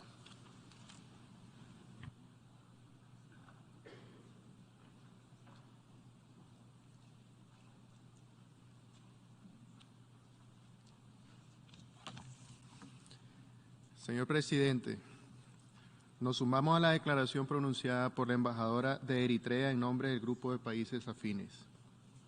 Nos encontramos nuevamente ante esta Asamblea General con la hipocresía y el doble rasero de algunos países, presentando iniciativas que cumplen únicamente con sus agendas egoístas, excluyentes y que no benefician ni aportan al multilateralismo, ni a la inclusividad de la membresía de Naciones Unidas.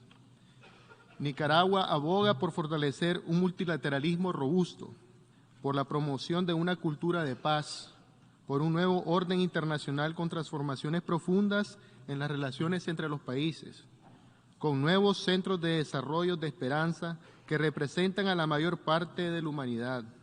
Es importante dar el paso final para un mundo multipolar que refuerce la soberanía y el derecho internacional, el derecho a un desarrollo independiente y que ponga fin al doble rasero. Nicaragua reitera su compromiso con el respeto de la soberanía, la integridad territorial y la seguridad de todos los países. Los Estados miembros debemos cumplir enfáticamente con los propósitos y principios de la Carta de las Naciones Unidas.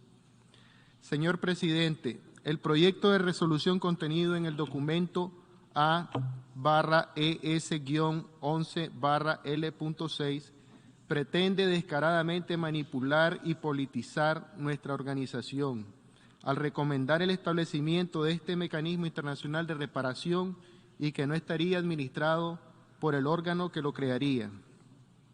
Con la presentación de esta resolución selectiva de países específicos, se resaltan los intereses y el doble rasero que nos quieren imponer los países occidentales, creando un mecanismo de reparaciones para un caso específico, ignorando totalmente la dolorosa historia que sus ocupaciones imperialistas y colonialistas dejaron con sus crímenes, la conquista, el exterminio y saqueos en cientos de naciones de pueblos originarios. La esclavitud y el genocidio de nuestros pueblos originarios fueron y continúan siendo un crimen de lesa humanidad, sin comparación en la historia de este mundo. Y las reparaciones a las cuales tienen total derecho los pueblos originarios, africanos y afrodescendientes, víctimas de semejante barbarie, sigue siendo una deuda pendiente que los países europeos y Estados Unidos se niegan a reparar. Los países occidentales no reconocen el mayor de los genocidios cometidos contra nuestros pueblos originarios, destruyendo culturas enteras. Nos sumamos y apoyamos totalmente las demandas de nuestros hermanos estados del Caribe y África por las reparaciones que han exigido y que los occidentales siguen ignorándose.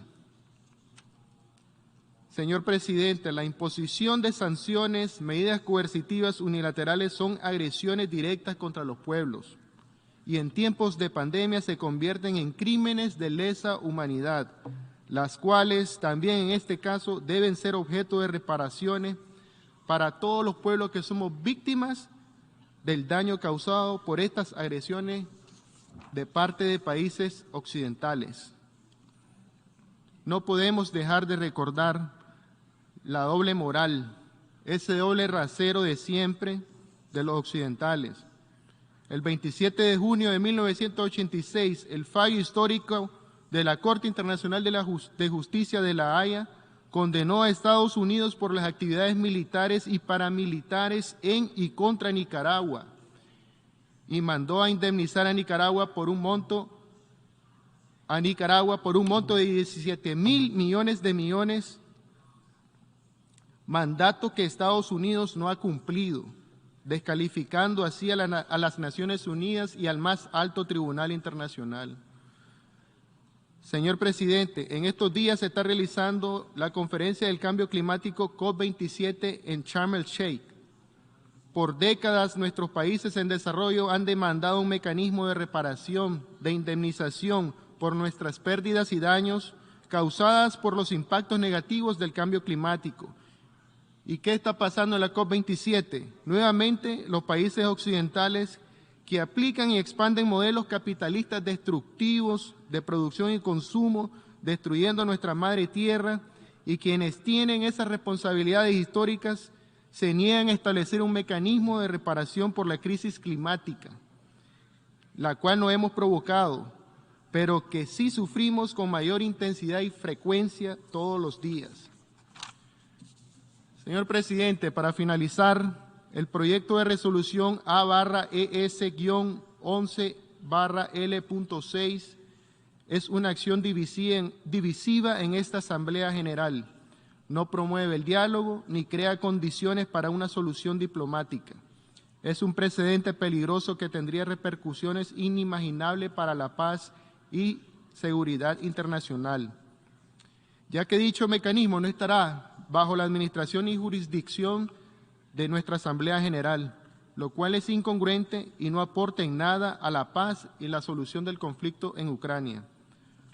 Por lo tanto, señor presidente, Nicaragua votará en contra de este proyecto de resolución. Muchas gracias. I thank the distinguished representative of Nicaragua. I give the floor to the distinguished representative of Romania.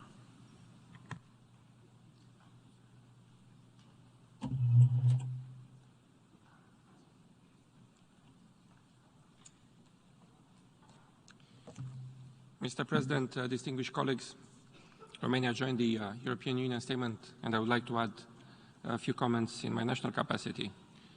We are well aware of the context of this new debate under the 11th Emergency Special Session of the General Assembly.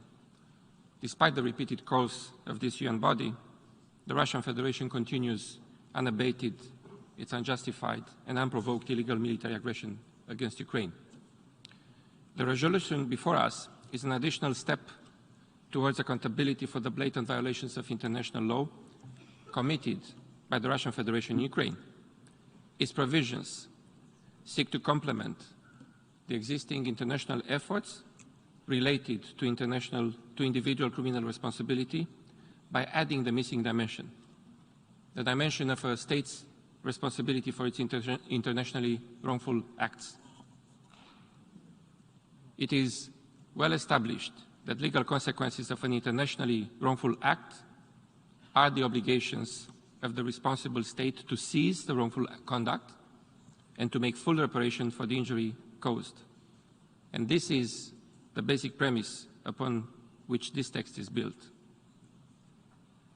The case for reparations for Ukraine should benefit from the legitimacy of the most representative organ of the United Nations, not only because it represents a moral and a legal imperative, but also because it constitutes an important deterrent to the benefit of the entire international community. We have said it before, and we will say it again. If the aggressor is left unsanctioned, it could lead to an irreversible decay of the international order many generations have strived to build in the aftermath of the devastating world wars to ensure the lasting reign of peace.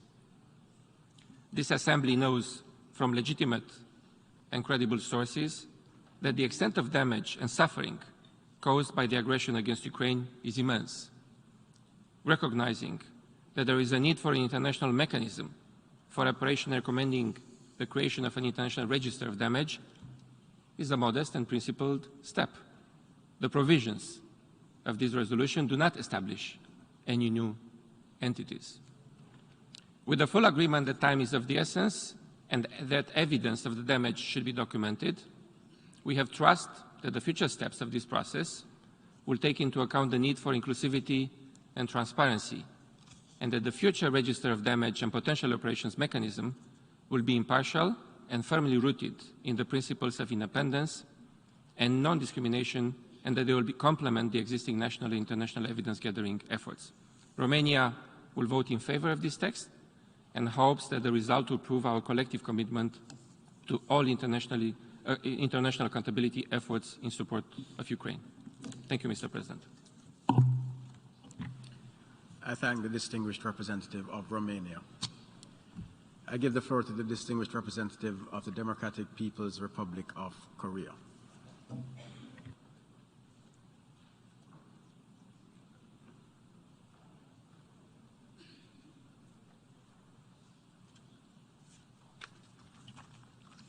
Mr. President, the root cause of the crisis in Ukraine totally lies in the hegemonic policy of the United States and West, which have systematically undermined the security environment in Europe by ignoring reasonable and just demands of the Russian Federation for security concern and promoting eastward expansion of NATO.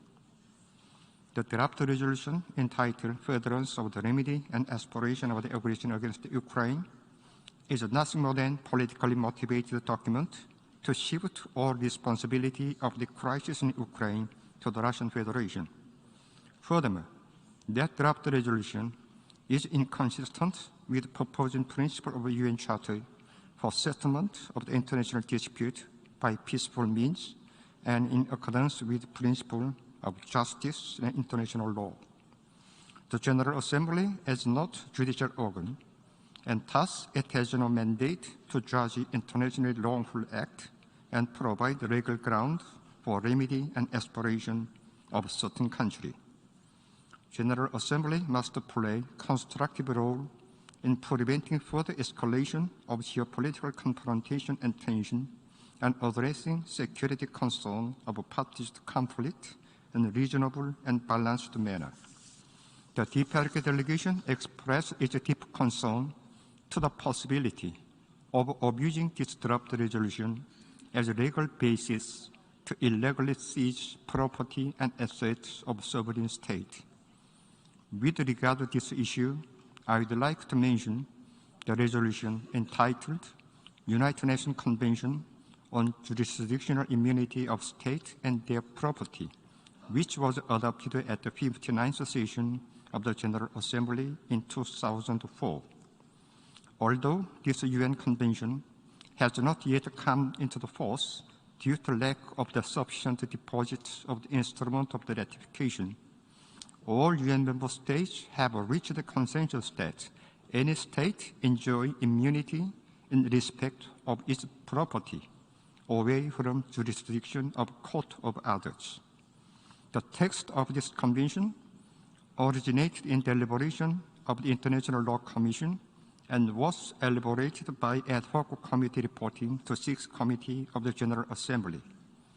This means that jurisdictional immunity of the state and their property is internationally recognized customary law, and no one can violate this immunity. From this point of view, the delegation of DPRK opposed draft resolution submitted to current session as a product of the unilateral and double standard practice that infringe upon interest of sovereign state. I think. I thank the distinguished representative of the Democratic People's Republic of Korea. I give the floor to the distinguished representative of China.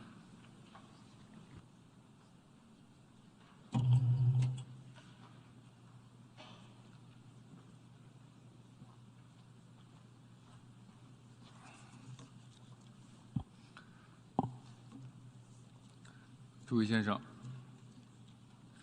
中方赞同厄立特里亚代表观点相近国家刚才所做的共同发言。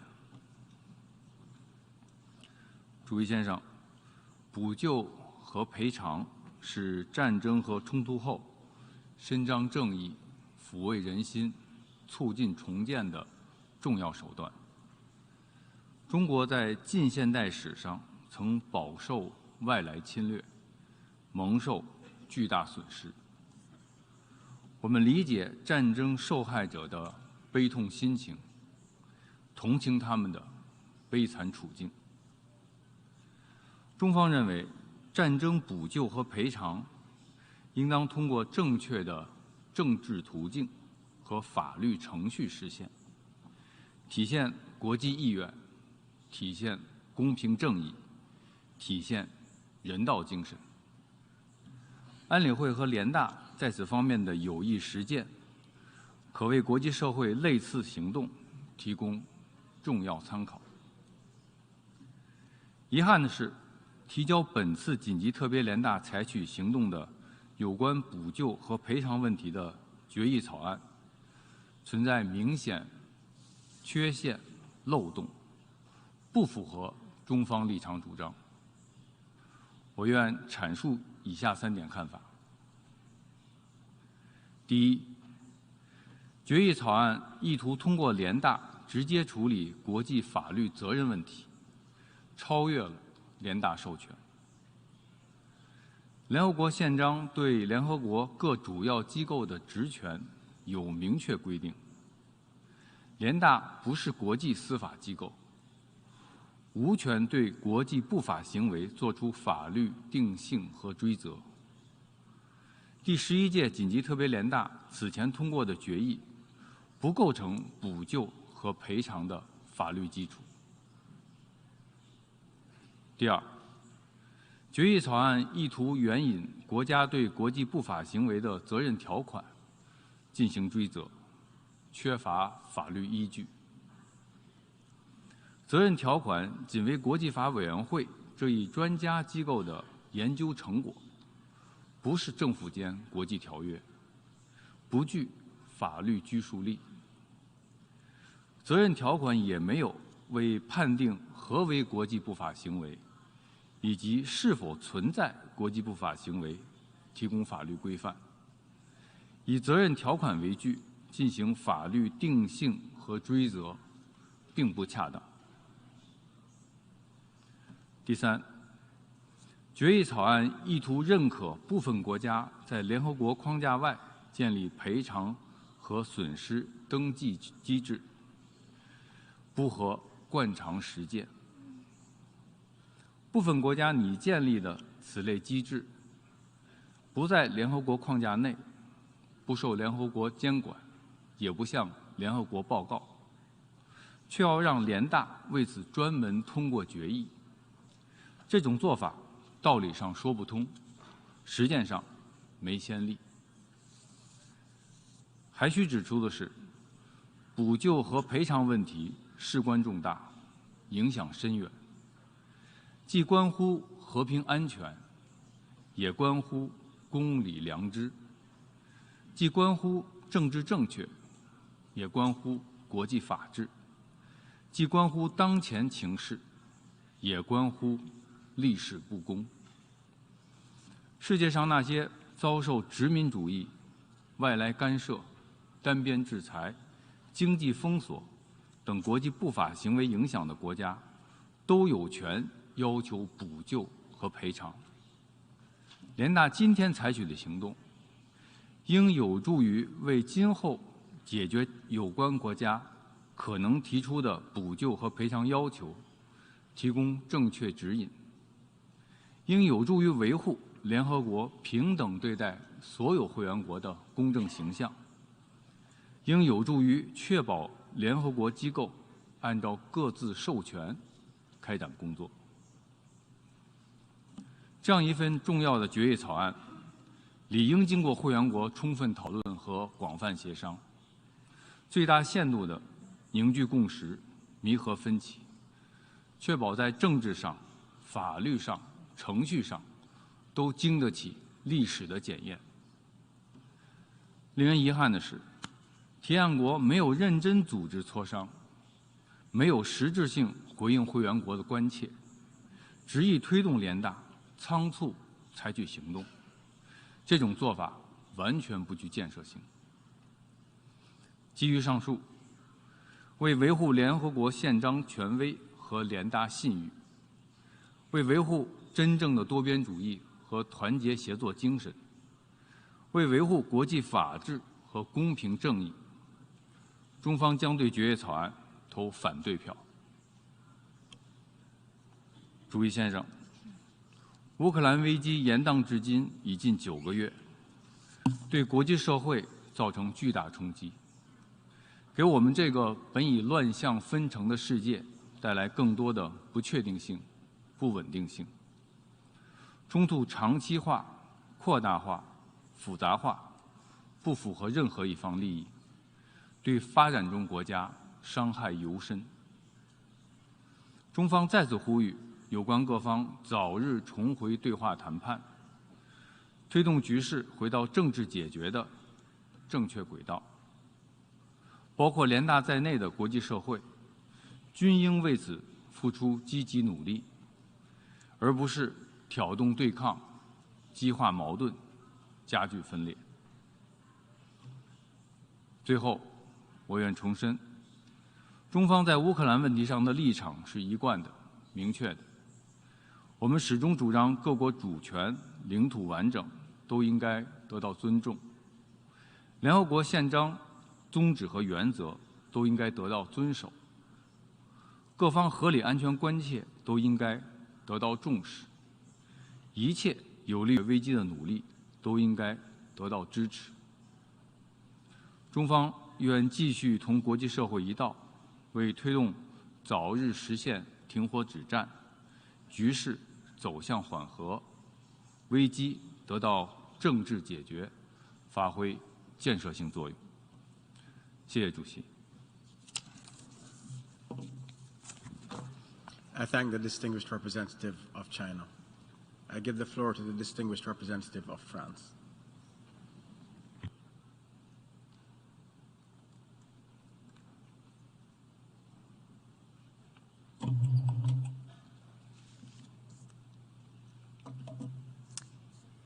Monsieur le Président, la France s'associe à la déclaration de l'Union européenne et elle souhaite ajouter les éléments qui suivent à titre national.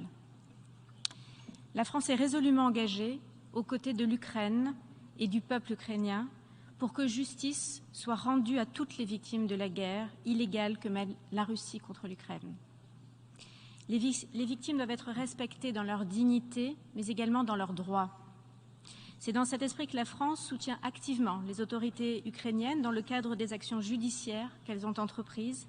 Nous avons, avec 43 autres États, saisi la Cour internationale et nous la soutenons financièrement et politiquement dans le cadre des enquêtes qu'elle mène actuellement en Ukraine. La France soutient la collecte de preuves qui sont menées par des mécanismes d'enquête ainsi que par des juridictions nationales et internationales. Le 4 mars 2022, le Conseil des droits de l'homme a créé une commission d'enquête internationale indépendante chargée de collecter, d'analyser les éléments de preuve des crimes commis en Ukraine par la Russie. Le 23 septembre, le président de cette commission a présenté son rapport lors de la 51e session du Conseil des droits de l'homme.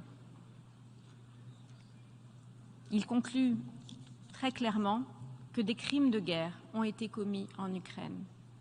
C'est sur la base de ces éléments que la France soutient et parraine la résolution qui recommande la création d'un futur registre qui permettra de répertorier les informations, les preuves, pour que les réclamations concernant les dommages, les pertes et les préjudices subis par toutes les victimes ukrainiennes de la guerre provoquée par la Russie puissent être prises en compte. Monsieur le Président, l'impunité n'est concevable ni ailleurs ni en Ukraine. La Russie sera tenue responsable. Elle devra répondre de tous les crimes, des violations flagrantes du droit international et elle devra supporter les conséquences juridiques de tous les actes internationalement illicites commis en Ukraine. Nous appelons donc les membres de cette Assemblée à apporter tout leur soutien à ce projet de résolution. Je vous remercie.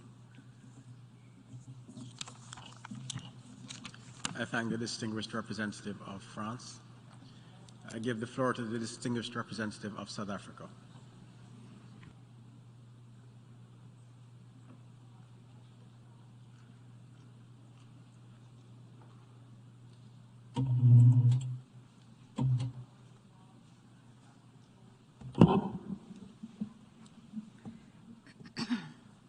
Thank you, Mr. President.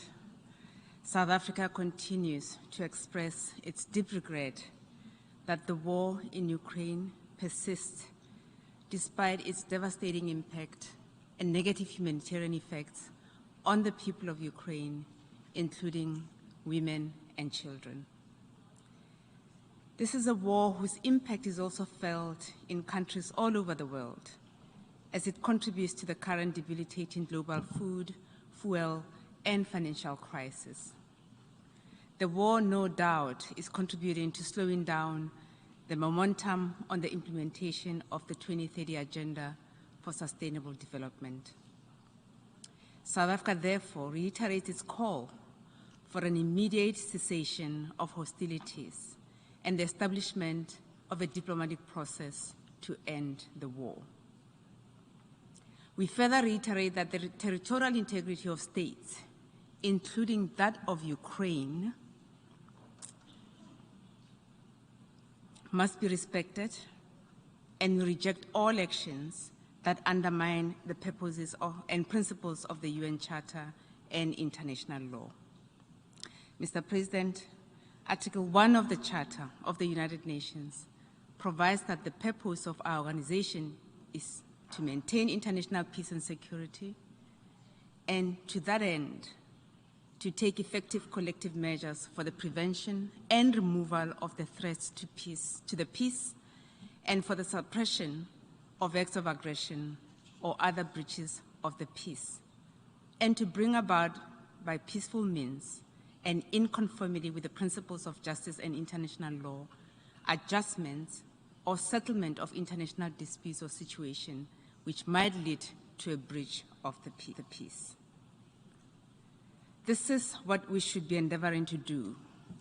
We should be asking ourselves, are our ways and action focused on the maintenance of peace, or creating further divisions that make the attainment of immediate peace less likely? South Africa believes that the UN Security Council should play a constructive role in the resolution of this conflict, in line with its Charter mandate for the maintenance of international peace and security. We regret that in the case of the war in Ukraine, the Security Council continues to abdicate this mandated responsibility. The Security Council has thus far failed the people of Ukraine. However, it is not too late for the Council to play a constructive role in the resolution of the conflict. Should the Council fail to act, the General Assembly should focus on efforts to stop the war and consider resolutions that contain concrete proposals towards that end. The General Assembly should create conditions conducive to dialogue, mediation, and diplomacy as the only path that will lead to a peaceful resolution of the conflict. This is a role that the General Assembly has played before, and there is no reason it cannot do so now. Furthermore, the Secretary General should directly engage the parties to conflict towards an immediate cessation of hostilities. This is a process that should contain clear deliverables and timelines. The Secretary General has already illustrated the constructive role that he can play by facilitating the agreement on the Black Sea Grain Initiative. As we have stated before, this important example could be the basis for an agreement leading to a diplomatic resolution of the conflict. Additionally, the General Assembly and the Secretary General could consider creating a group of eminent persons to assist with the mediation between the parties to the conflict. Constructive actions such as these are urgently required to ensure that we move towards peace. Mr. President, today we meet to consider yet another divisive resolution on the war in Ukraine. We reiterate our question: will this draft resolution assist in supporting Article 1 of the Charter? Have the resolutions we adopted in the last few months contributed to achieving this? Clearly not. We must therefore find an alternative constructive action that brings us towards peace. Secretary General Guterres reminded us recently that more than 2 billion people, a quarter of humanity, live in areas affected by conflict. It is vital that the UN devotes equal time to the resolution of all conflict situations that threaten international peace and security. During the past 7 decades, this Assembly has had clarion calls for reparations from slavery, colonialism, apartheid, and from many other contemporary conflicts. Regrettably, in all these instances, we have not been able to find agreement on reparations due to the opposition of many that are co-sponsoring today's resolution. We are clearly sending a message of exceptionalism and that reparations matter in some cases and do not matter in others. The United Nations loses its credibility when it is seen to be partisan and exercising double standards in its work. As member states, we should refrain from perpetuating such practices. Mr. President, beyond matters of principle, the resolution we are considering today places the United Nations in uncharted waters. The General Assembly is being asked to grant its authority to a process that will lead to the setting up of a mechanism for reparations by interested countries. There's no clarity on what the eventual mechanism will look like, its functions, and how it will relate to the General Assembly. We also do not know what its eventual legal status will be. We are therefore uncomfortable that the sanctity of the UN General Assembly will be used to give legitimacy to an unknown process. Moreover, once this is done, it will be deemed that the mechanism was created by the General Assembly, undermining its crucial role and negatively affecting its credibility, which will create a problematic precedent. For all these reasons, Mr. President, South Africa is unable to vote in favor of this resolution and will abstain. I thank you. I thank the distinguished representative of South Africa. I give the floor to the distinguished representative of the Netherlands.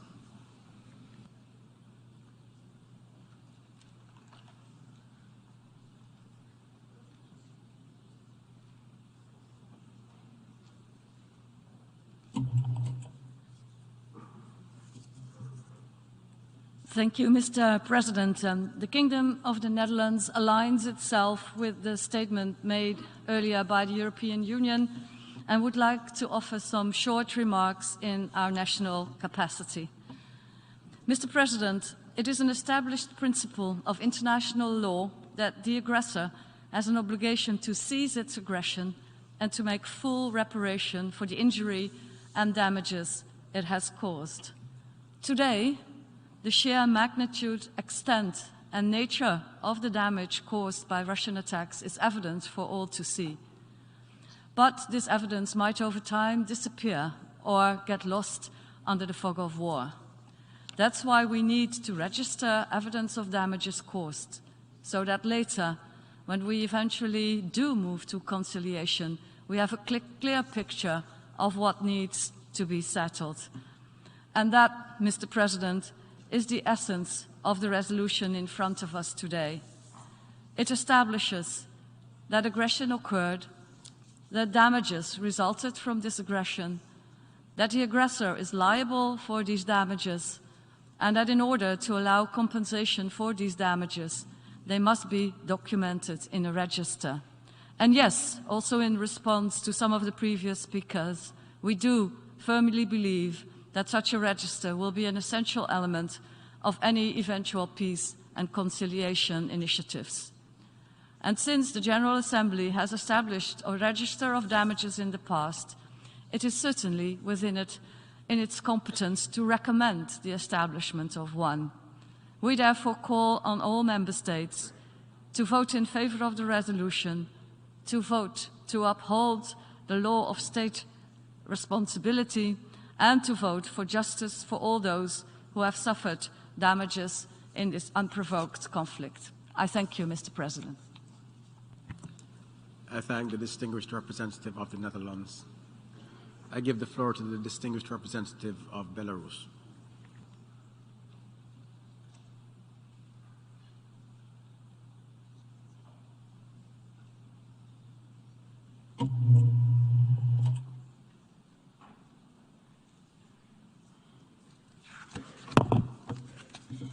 Уважаемый господин председатель, прежде всего, Республика Беларусь полностью поддерживает заявление, которое сделала Эритрея от имени группы государств-единомышленников. Господин председатель, прежде всего, мы категорически возражаем против процедуры внесения предлагаемого проекта резолюции. Полное отсутствие инклюзивности, транспарентности, без проведения каких-либо консультаций в очередной раз убеждают нас в том, что западные государства полностью отказались от принципов многосторонности, добросовестности и сотрудничества в Организации Объединенных Наций.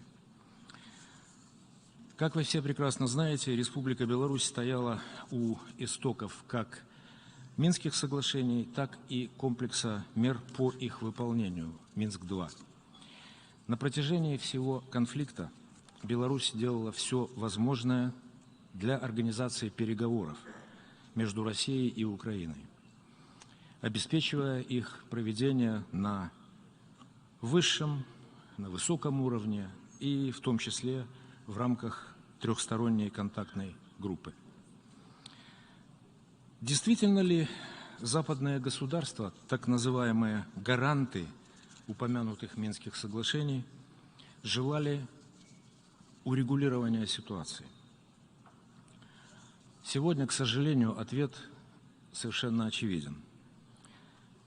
Одобрение государственного переворота в 2014 году, провоцирование на протяжении 8 долгих лет эскалации конфликта на Донбассе, поддержка Украины при ее отказе выполнять Минские соглашения, превращение Украины в антироссию, накачивание Украины оружием создали все предпосылки для того, чтобы обе страны стали друг для друга представлять фактически экзистенциальную угрозу. Коллективный Запад никогда и не пытался убедить Украину выполнять Минские соглашения. Западные государства, гаранты соглашений, не выполнили свои обязательства. Если бы они это сделали, мы сегодня в этом зале эту проблему бы не обсуждали. Главная задача западных государств состояла в максимальном ослаблении России и в создании условий, при которых Россия уже не могла бы не реагировать. Проект не выдерживает никакой критики с точки зрения международного права.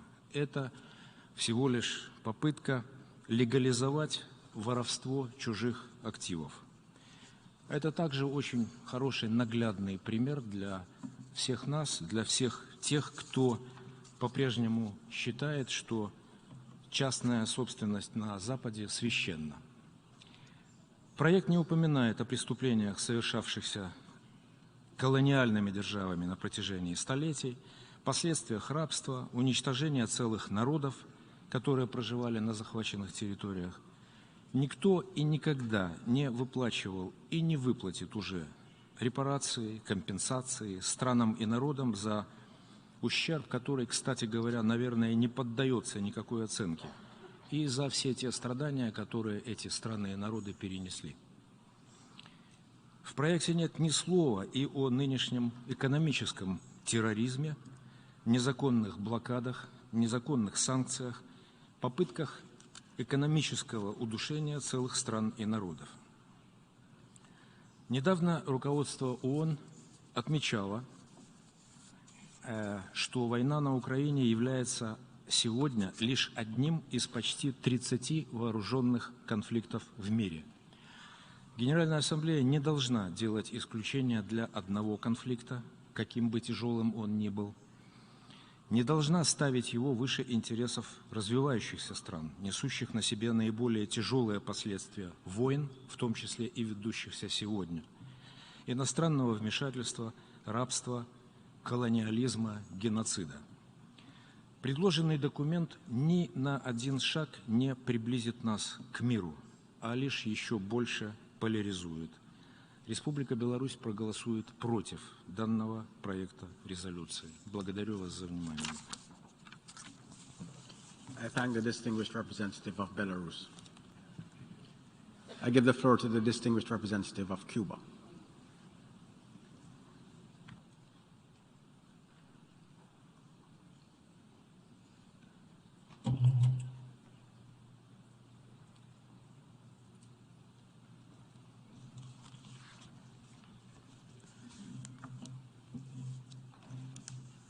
Señor presidente, Cuba defiende la soberanía, independencia e integridad territorial de todos los estados y el estricto respeto de la Carta de las Naciones Unidas y el derecho internacional en toda circunstancia. Siempre defenderemos la paz y la solución pacífica de los conflictos y nos opondremos al uso o la amenaza del uso de la fuerza. En ese contexto, continuaremos abogando por una solución diplomática seria, constructiva y realista de la actual crisis en Ucrania, por medios pacíficos y con irrestricto apego a las normas del derecho internacional, que garantice la seguridad y soberanía de todos, así como la paz y la seguridad regional e internacional. Nuestro país está firmemente comprometido con el derecho internacional humanitario y llama a todas las partes a proteger la población civil, sus bienes y la infraestructura civil en Ucrania. Lamentamos profundamente las pérdidas de vidas inocentes en ese país. Apoyamos los esfuerzos para aliviar la situación humanitaria y minimizar el sufrimiento de la población en las zonas de conflicto. En ese contexto, reconocemos el aporte de las entidades humanitarias del sistema de las Naciones Unidas. Al mismo tiempo, rechazamos el doble rasero, la parcialidad, la selectividad y los enfoques discriminatorios y oportunistas que pretenden imponerse en esta Asamblea. El proyecto de resolución que se nos ha presentado es un ejemplo de ello. Señor presidente, son múltiples los casos a nivel global de legítimas demandas de compensación de daños y reparaciones presentadas desde hace muchos años por Estados miembros sin avance alguno. Resulta cuando menos irónico observar que algunos de los que se oponen rotundamente a considerar esos casos se incluyen entre los principales promotores del proyecto que hoy discutimos.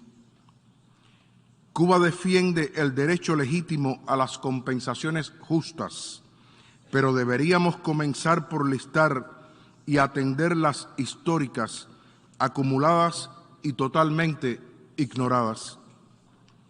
Apoyamos firmemente la justa demanda que año tras año presentan ante esta Asamblea los Estados miembros de la Comunidad de Estados del Caribe, CARICOM, para que se les compense económicamente por los daños y horrores de la trata transatlántica de esclavos y el genocidio de sus pueblos nativos ocasionados por las antiguas metrópolis. 70 millones de aborígenes fueron masacrados como consecuencia de la conquista y colonización europeas y decenas de millones de africanos enviados al otro lado del Atlántico para trabajar como esclavos. Sin embargo, nada se ha hecho. Por el contrario, somos testigos del egoísmo opulento y la impunidad que disfrutan los responsables de esos crímenes contra la humanidad asociados al desarrollo histórico del capitalismo. Igual silencio y renuencia a actuar son evidentes respecto a las legítimas reivindicaciones de los hermanos pueblos africanos e indígenas para que se reparen los errores históricos causados por el colonialismo durante 500 años de expoliación e ignominia. Demandamos resarcimiento por la inhumana explotación de 3 continentes que obliga a más de 6.200 millones de personas a vivir los desafíos del subdesarrollo. La pobreza no es castigo divino. Sus orígenes datan desde el comienzo y desarrollo de la colonización. Existen los recursos técnicos y financieros si realmente hay voluntad de que se comience a pagar por los daños. Señor presidente, es irónico que varios de los proponentes del proyecto de resolución que se examina hoy hayan obstaculizado la inclusión de un punto en la agenda de las negociaciones de la COP27 para la discusión sobre un mecanismo financiero de compensación por pérdidas y daños ocasionados por el cambio climático. Exigimos que se atienda con urgencia el reclamo de los países en desarrollo para la creación de dicho mecanismo de compensación, principalmente para los pequeños estados insulares en desarrollo. La Asamblea General nunca ha establecido un mecanismo de compensación de daños y reparaciones a los Estados miembros que sufren las terribles consecuencias de medidas coercitivas unilaterales contrarias a la Carta y el derecho internacional, incluyendo genocidas bloqueos económicos, comerciales y financieros. Se compensaría a Cuba por los daños acumulados durante 6 décadas de aplicación del bloqueo económico, comercial y financiero que nos ha impuesto Estados Unidos. ¿Atendería el gobierno de los Estados Unidos la justa demanda del pueblo de Cuba para la compensación por la vida de 3.478 cubanos fallecidos y los 2.099 incapacitados como consecuencia de actos terroristas?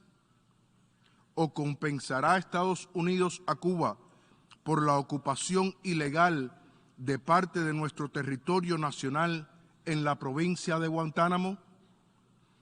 ¿Exigiría la Asamblea General que Estados Unidos compense a México por la anexión de la mitad del territorio mexicano?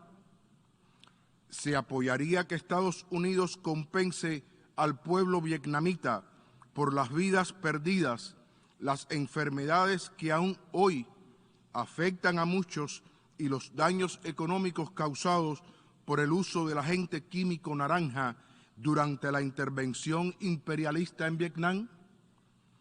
¿Por qué se continúan ignorando los justos reclamos de compensación y reparación de las islas del Pacífico, víctimas de la radiación y la contaminación ocasionada por muchos de los más de 2.000 ensayos de armas nucleares realizados desde 1947? ¿Cuándo se compensarán a las familias de los cientos de miles de civiles asesinados que pasaron a engrosar la lista de los denominados daños colaterales y a los millones de desplazados debido a las agresiones contra Irak, Libia o Afganistán? ¿En cuánto y cómo se está considerando resarcir la vida de un niño palestino y el asesinato y encarcelamiento de la población civil palestina? ¿Se compensará a Siria por los daños a su patrimonio, economía y población como consecuencia de la guerra que le ha sido impuesta a esa nación? Señor presidente, limitar y acelerar la creación de un mecanismo de reparación en determinado conflicto, mientras se continúan ignorando muchos otros reclamos históricos, legítimos y bien documentados, no solo es injusto y moralmente inaceptable, sino que ocasiona un grave daño a la credibilidad de la Asamblea General. Muchas gracias. I thank the distinguished representative of Cuba. I give the floor to the distinguished representative of the Islamic Republic of Iran.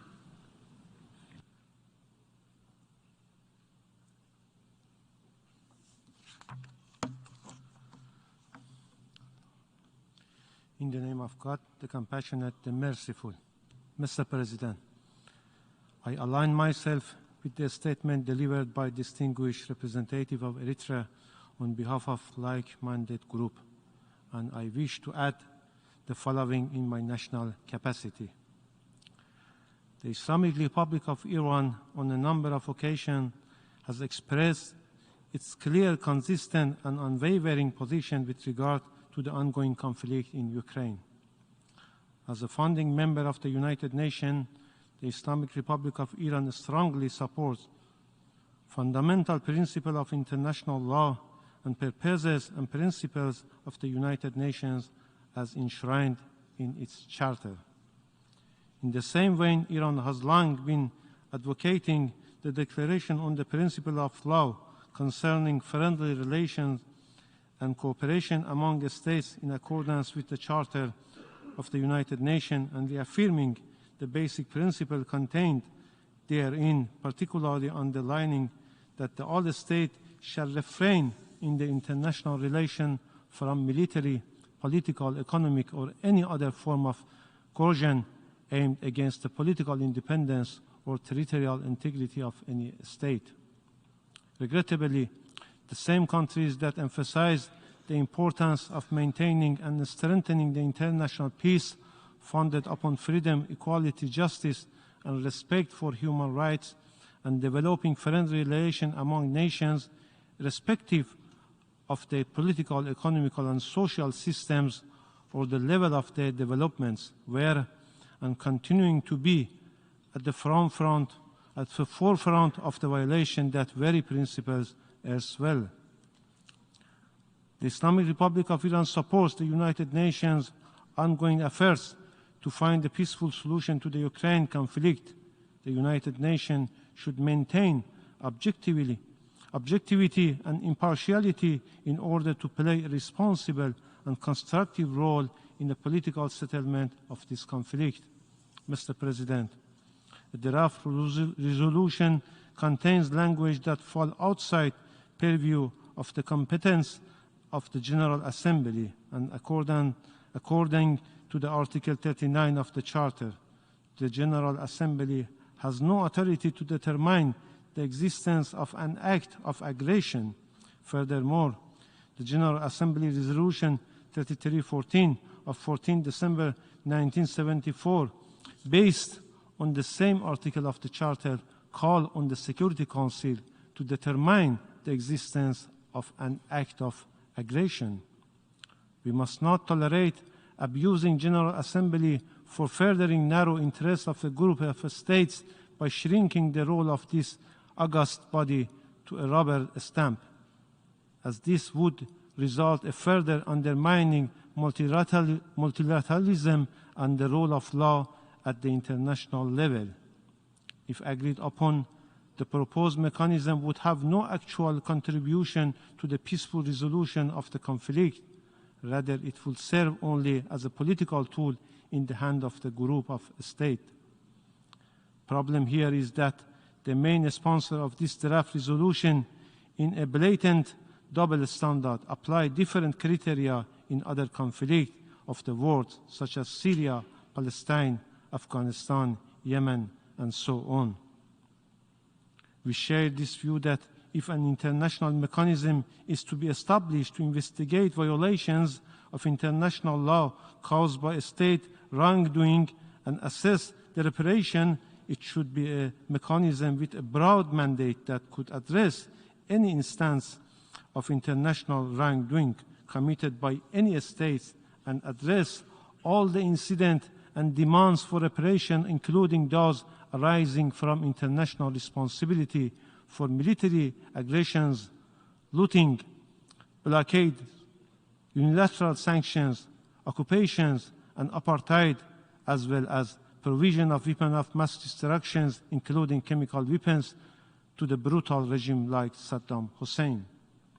The Islamic Republic of Iran emphasized the inviolability, the jurisdictional immunity of states and their property, which are generally accepted as a principle of customary international law. The Islamic Republic of Iran hereby registered its strong objection to any mechanism that undermine this well-established principle of international law. We would like to record that any act or decision that may be derived from the mechanism referred to the OP3 and OP4 of the draft resolution will have no legal status and will thus be null and void. I thank you, Mr. President. I thank the distinguished representative of the Islamic Republic of Iran. I give the floor to the distinguished representative of the United States.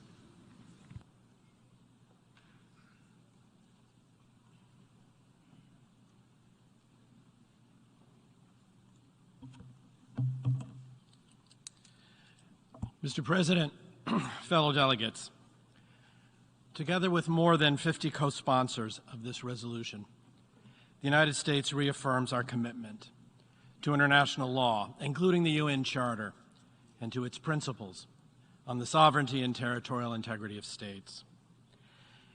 We have heard a lot during this debate, but I think it's clear what the issue is before this august body. The international community must hold Russia to account for its violations of Ukraine's sovereignty and territorial integrity and for the resulting damages and abuses committed against the people of Ukraine. This resolution represents a critical step toward accountability.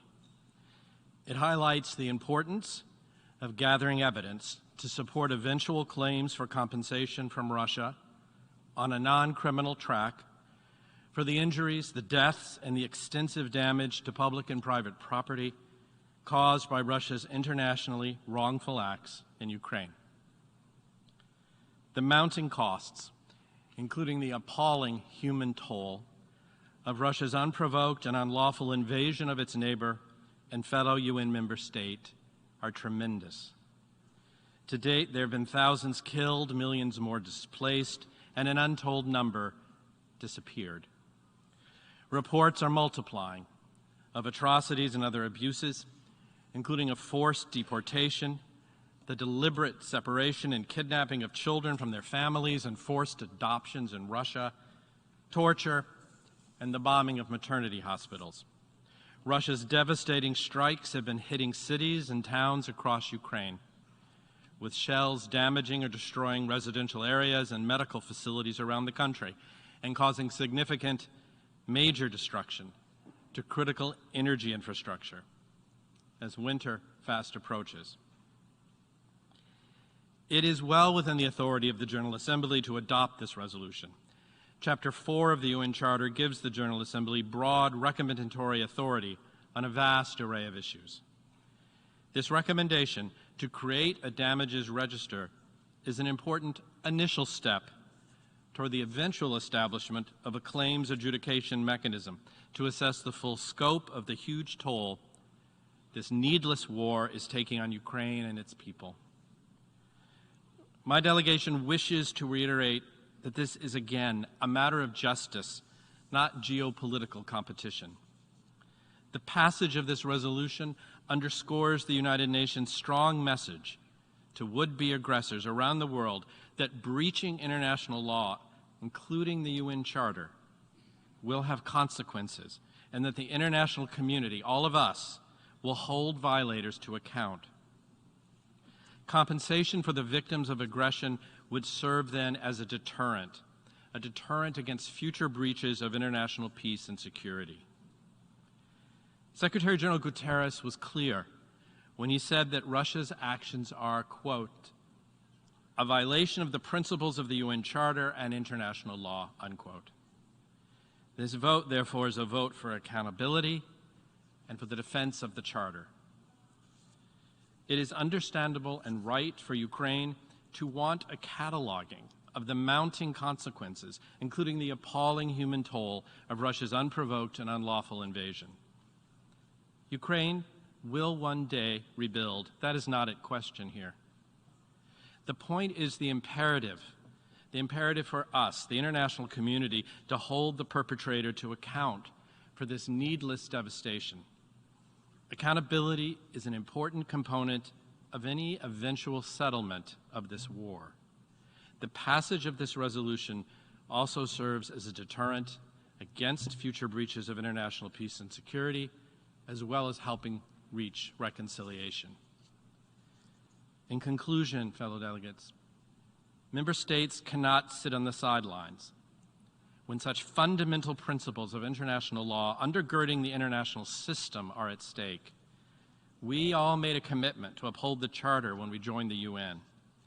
Now, this vote is an opportunity to demonstrate that commitment. Thank you. I thank the distinguished representative of the United States. I give the floor to the distinguished observer of the International Institute for Democracy and Electoral Assistance.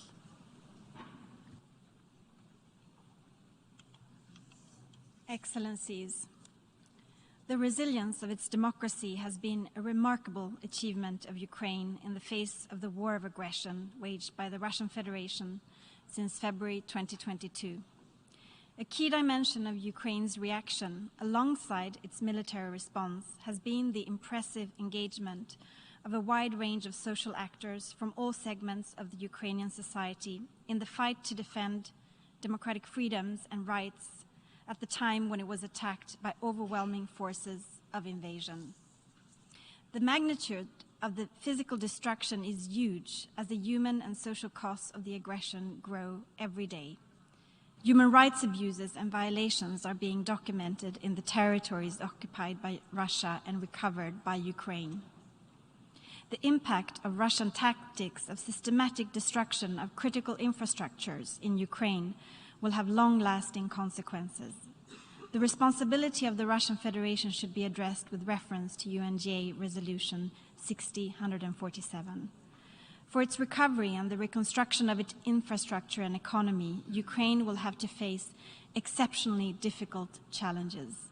To cope with them, it will certainly need extensive and prolonged support by the international community. It will also require assistance for further strengthening its democratic institutions. They will be essential for successfully countering corruption and achieving the ambitious results of what will likely be a multi-billion reconstruction investment plan. In fact, Russia targeted not only strategic military infrastructures, but also civilian targets, public services, supply networks, and centers.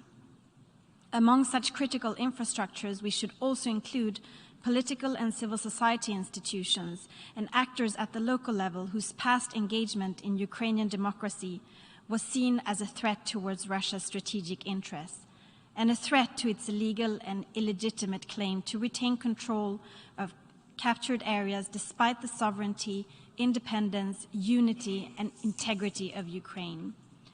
Let us never forget that this conflict is not only about sovereignty, but also about democracy.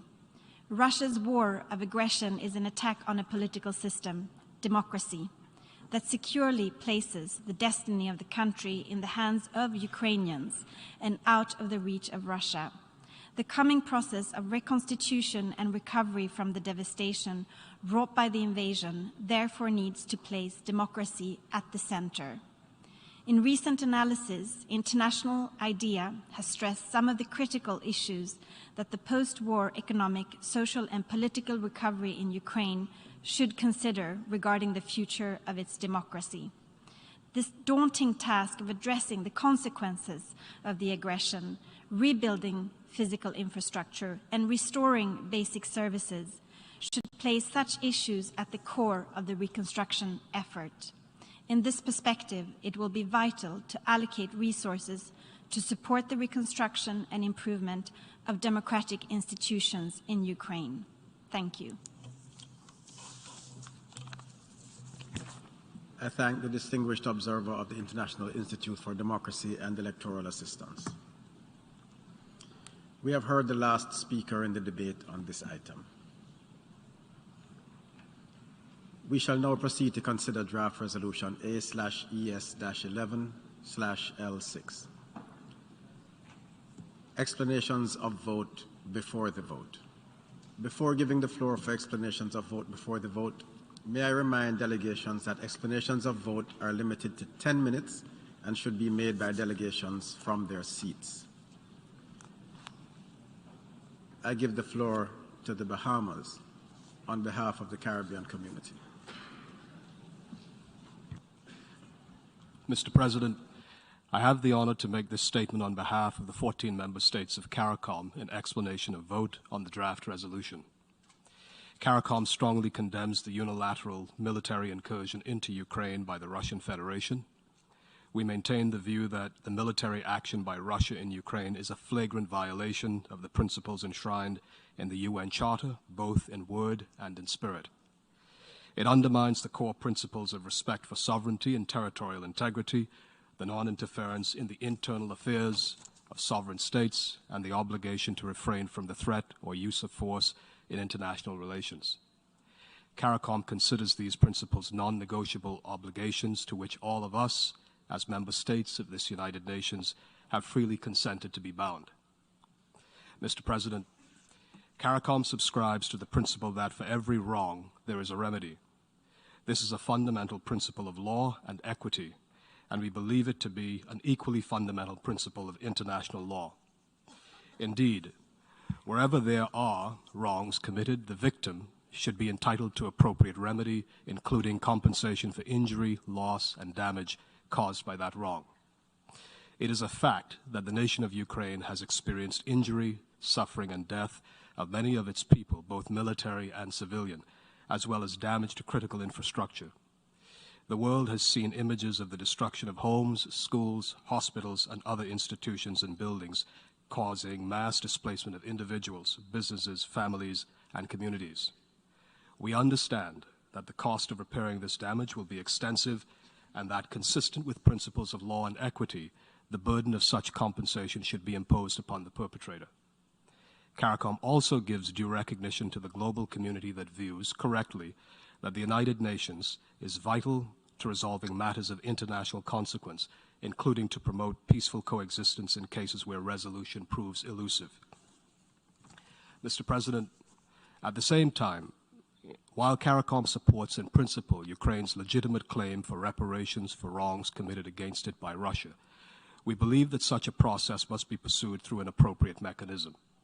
What is being proposed in this resolution contemplates that the General Assembly should endorse a process over which it will have no control, no oversight, indeed, no role to play whatsoever. The resolution as drafted asks member states, having thus given their approval, to then trust that the process will be conducted fairly and objectively, with integrity, transparency, and in accordance with the relevant principles of international law. Mr. President, CARICOM notes in OP3 of the text, quote, the need for the establishment in cooperation with Ukraine of an international mechanism for reparation for damage and arising from the internationally wrongful acts of the Russian Federation in or against Ukraine, end quote. We also note the recommendation OP4 for, quote, the creation by member states in cooperation with Ukraine of an international register of damage to serve as a record of evidence and claims information on damage, loss, or injury to all natural and legal persons concerned, end quote. In CARICOM's analysis of this call to action by the General Assembly, we offer the following observations on certain aspects of the draft. 1. The resolution does not provide any guiding principles on how the future mechanism would operate or how the register of damage is to be created or managed. In addition, member states are being asked to act on these initiatives in the context of an ongoing war with no real ability to predict any future developments or outcomes. 2. Noting that while there are ongoing judicial processes addressing the situation in Ukraine, there is, as yet, no established jurisdictional basis for the proposed mechanism nor the register of damage. Neither are pursuant to a Security Council resolution nor an order of the International Court of Justice. Furthermore, it is not within the power of the General Assembly under the UN Charter to create these initiatives.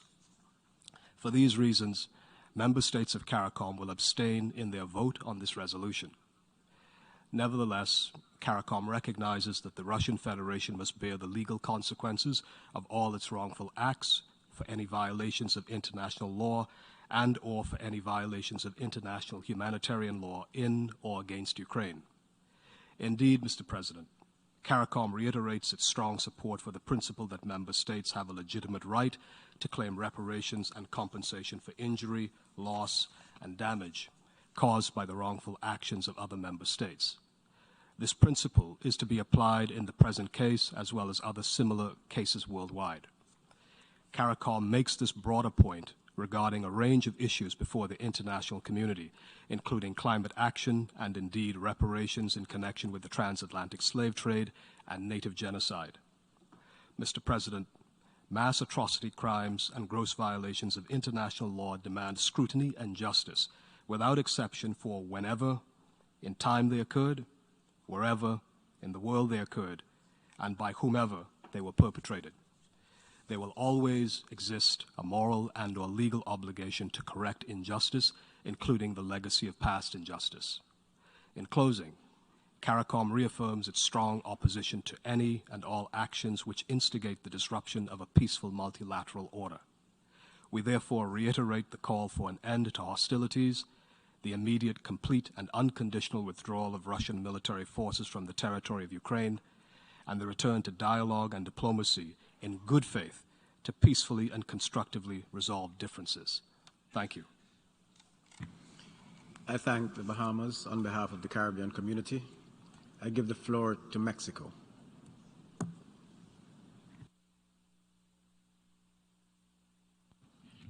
Muchas gracias, señor presidente. Señor presidente, la posición de México ha sido clara y congruente desde el inicio de esta terrible guerra. México defiende la soberanía, la unidad nacional, la independencia y la integridad territorial de Ucrania dentro de sus fronteras internacionalmente reconocidas. Sin lugar a dudas, todo daño causado como consecuencia de este conflicto armado debe ser reparado de conformidad con el derecho internacional. La rendición de cuentas es una pieza ineludible del Estado de Derecho. En este sentido, tomamos nota de que hay procesos judiciales en curso que pueden llegar a establecer mecanismos de reparación de daños y, desde luego, a castigar a los responsables. A pesar de que se trata de un conflicto activo y cambiante, en el que la etapa de reparaciones se encuentra aún distante, pero tomando en cuenta que la resolución que analizamos se limita a recomendar la creación de un registro de los daños, mi delegación votará en favor de la misma. Muchas gracias.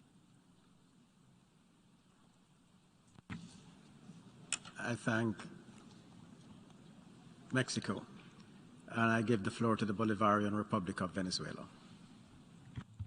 Señor presidente, la República Bolivariana de Venezuela suscribe la intervención formulada por el Estado de Eritrea en nombre de un grupo de países de pensamiento afín. En cuanto al procedimiento, permítanos reiterar nuestra grave preocupación ante los intentos de un grupo de estados por imponer a esta Asamblea General una práctica que es contraria al espíritu de transparencia, inclusión y buena fe que debe imperar en el marco de un multilateralismo verdaderamente revitalizado para juntos abordar los grandes y acuciantes desafíos, muchos de ellos comunes, que tenemos por delante como humanidad.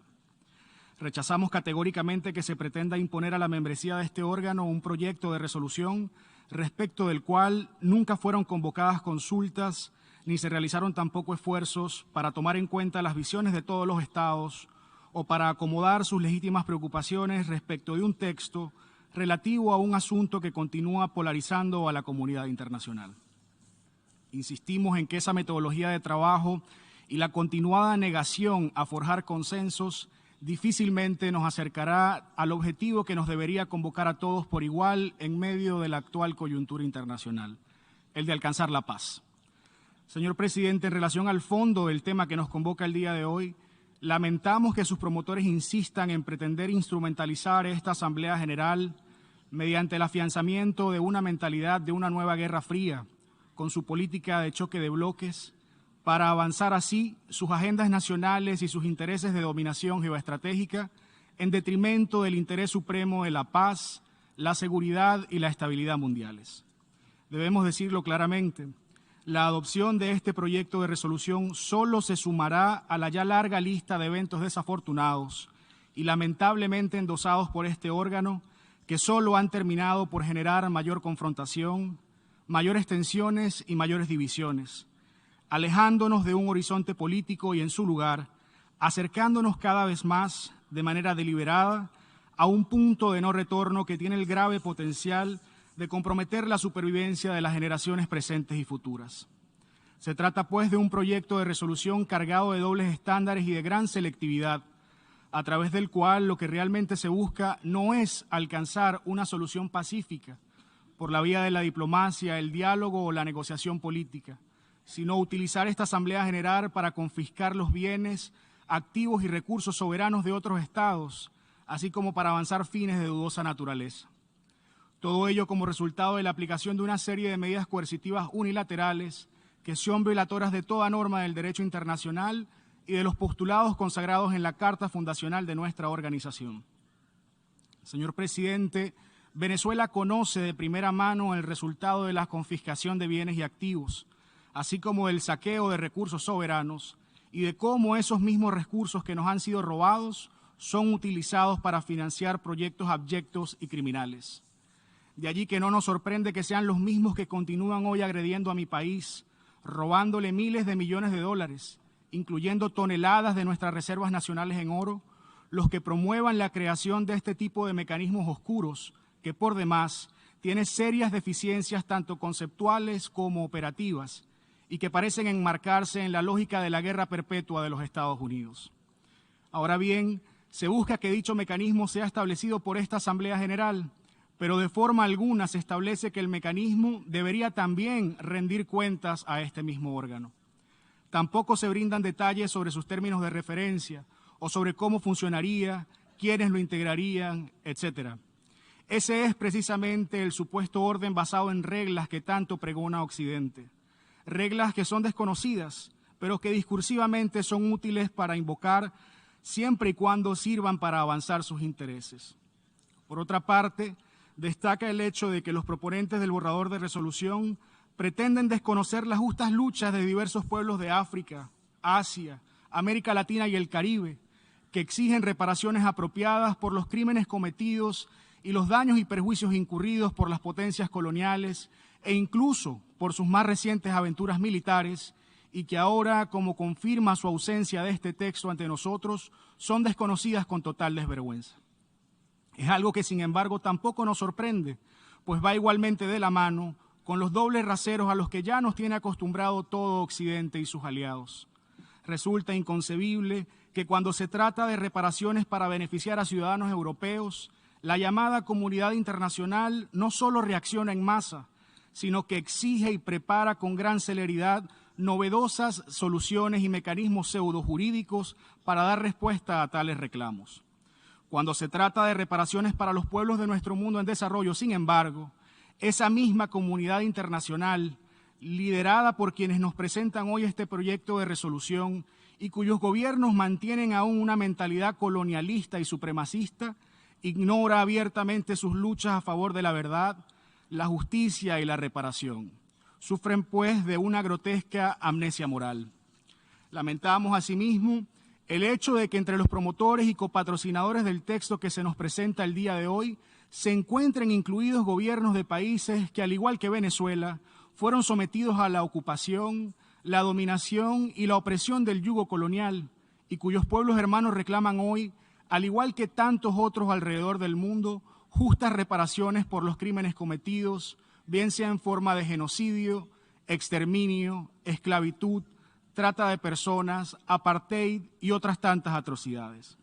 Señor presidente, es por todo lo anterior que consideramos que el borrador de resolución contenido en el documento A/ES11/L.6 de forma alguna contribuirá al objetivo de lograr una paz duradera por la vía del diálogo político y la negociación diplomática, razón por la cual hacemos un llamado a los miembros responsables de la comunidad internacional a votar en contra de dicho texto.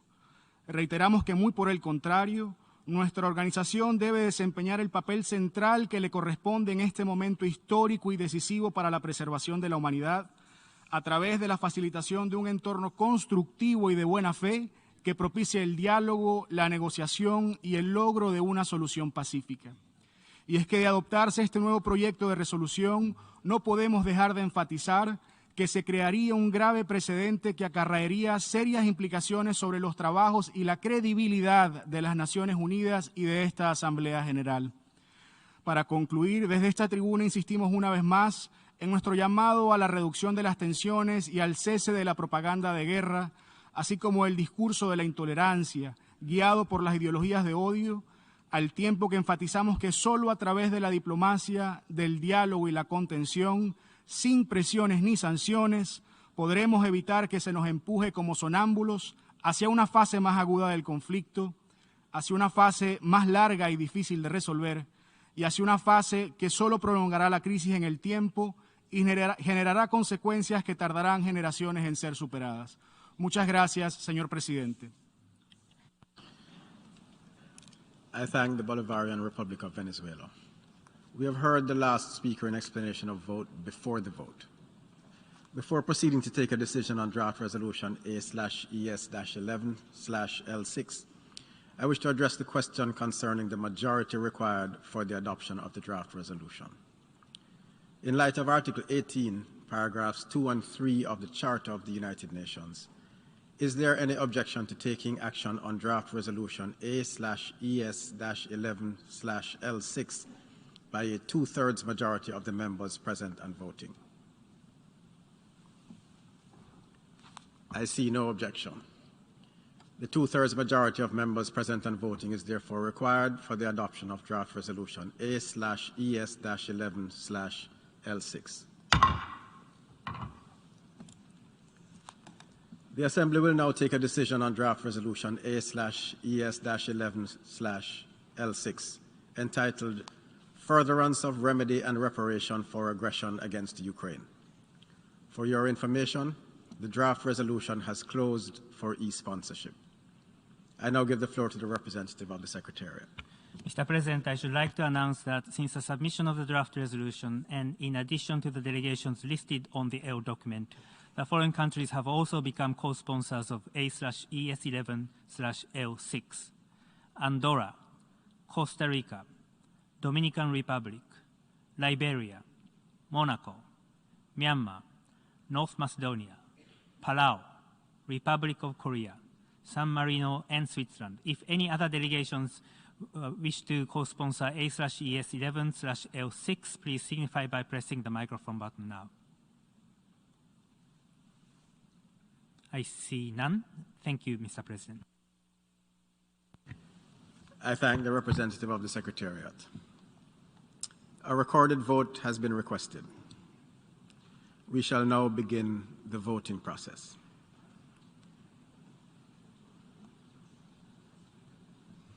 Those in favor of draft resolution A/ES-11/L6, please signify. Those against? Abstentions? The General Assembly is now voting on draft resolution A/ES11/L6 entitled Furtherance of Remedy and Reparation for Aggression against Ukraine. Will all delegations confirm that their votes are accurately reflected on the screen?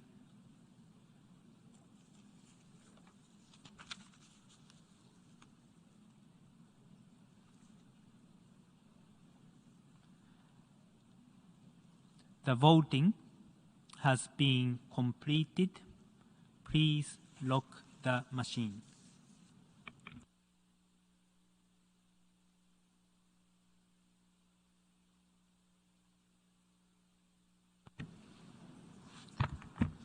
The result of the vote is as follows. In favor, 94. Against, 14. Abstentions, 73.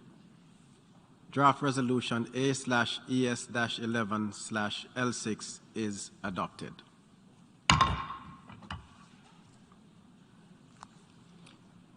We will hear speakers in explanation of vote after the vote at 3 p.m. in this hall. The meeting is adjourned.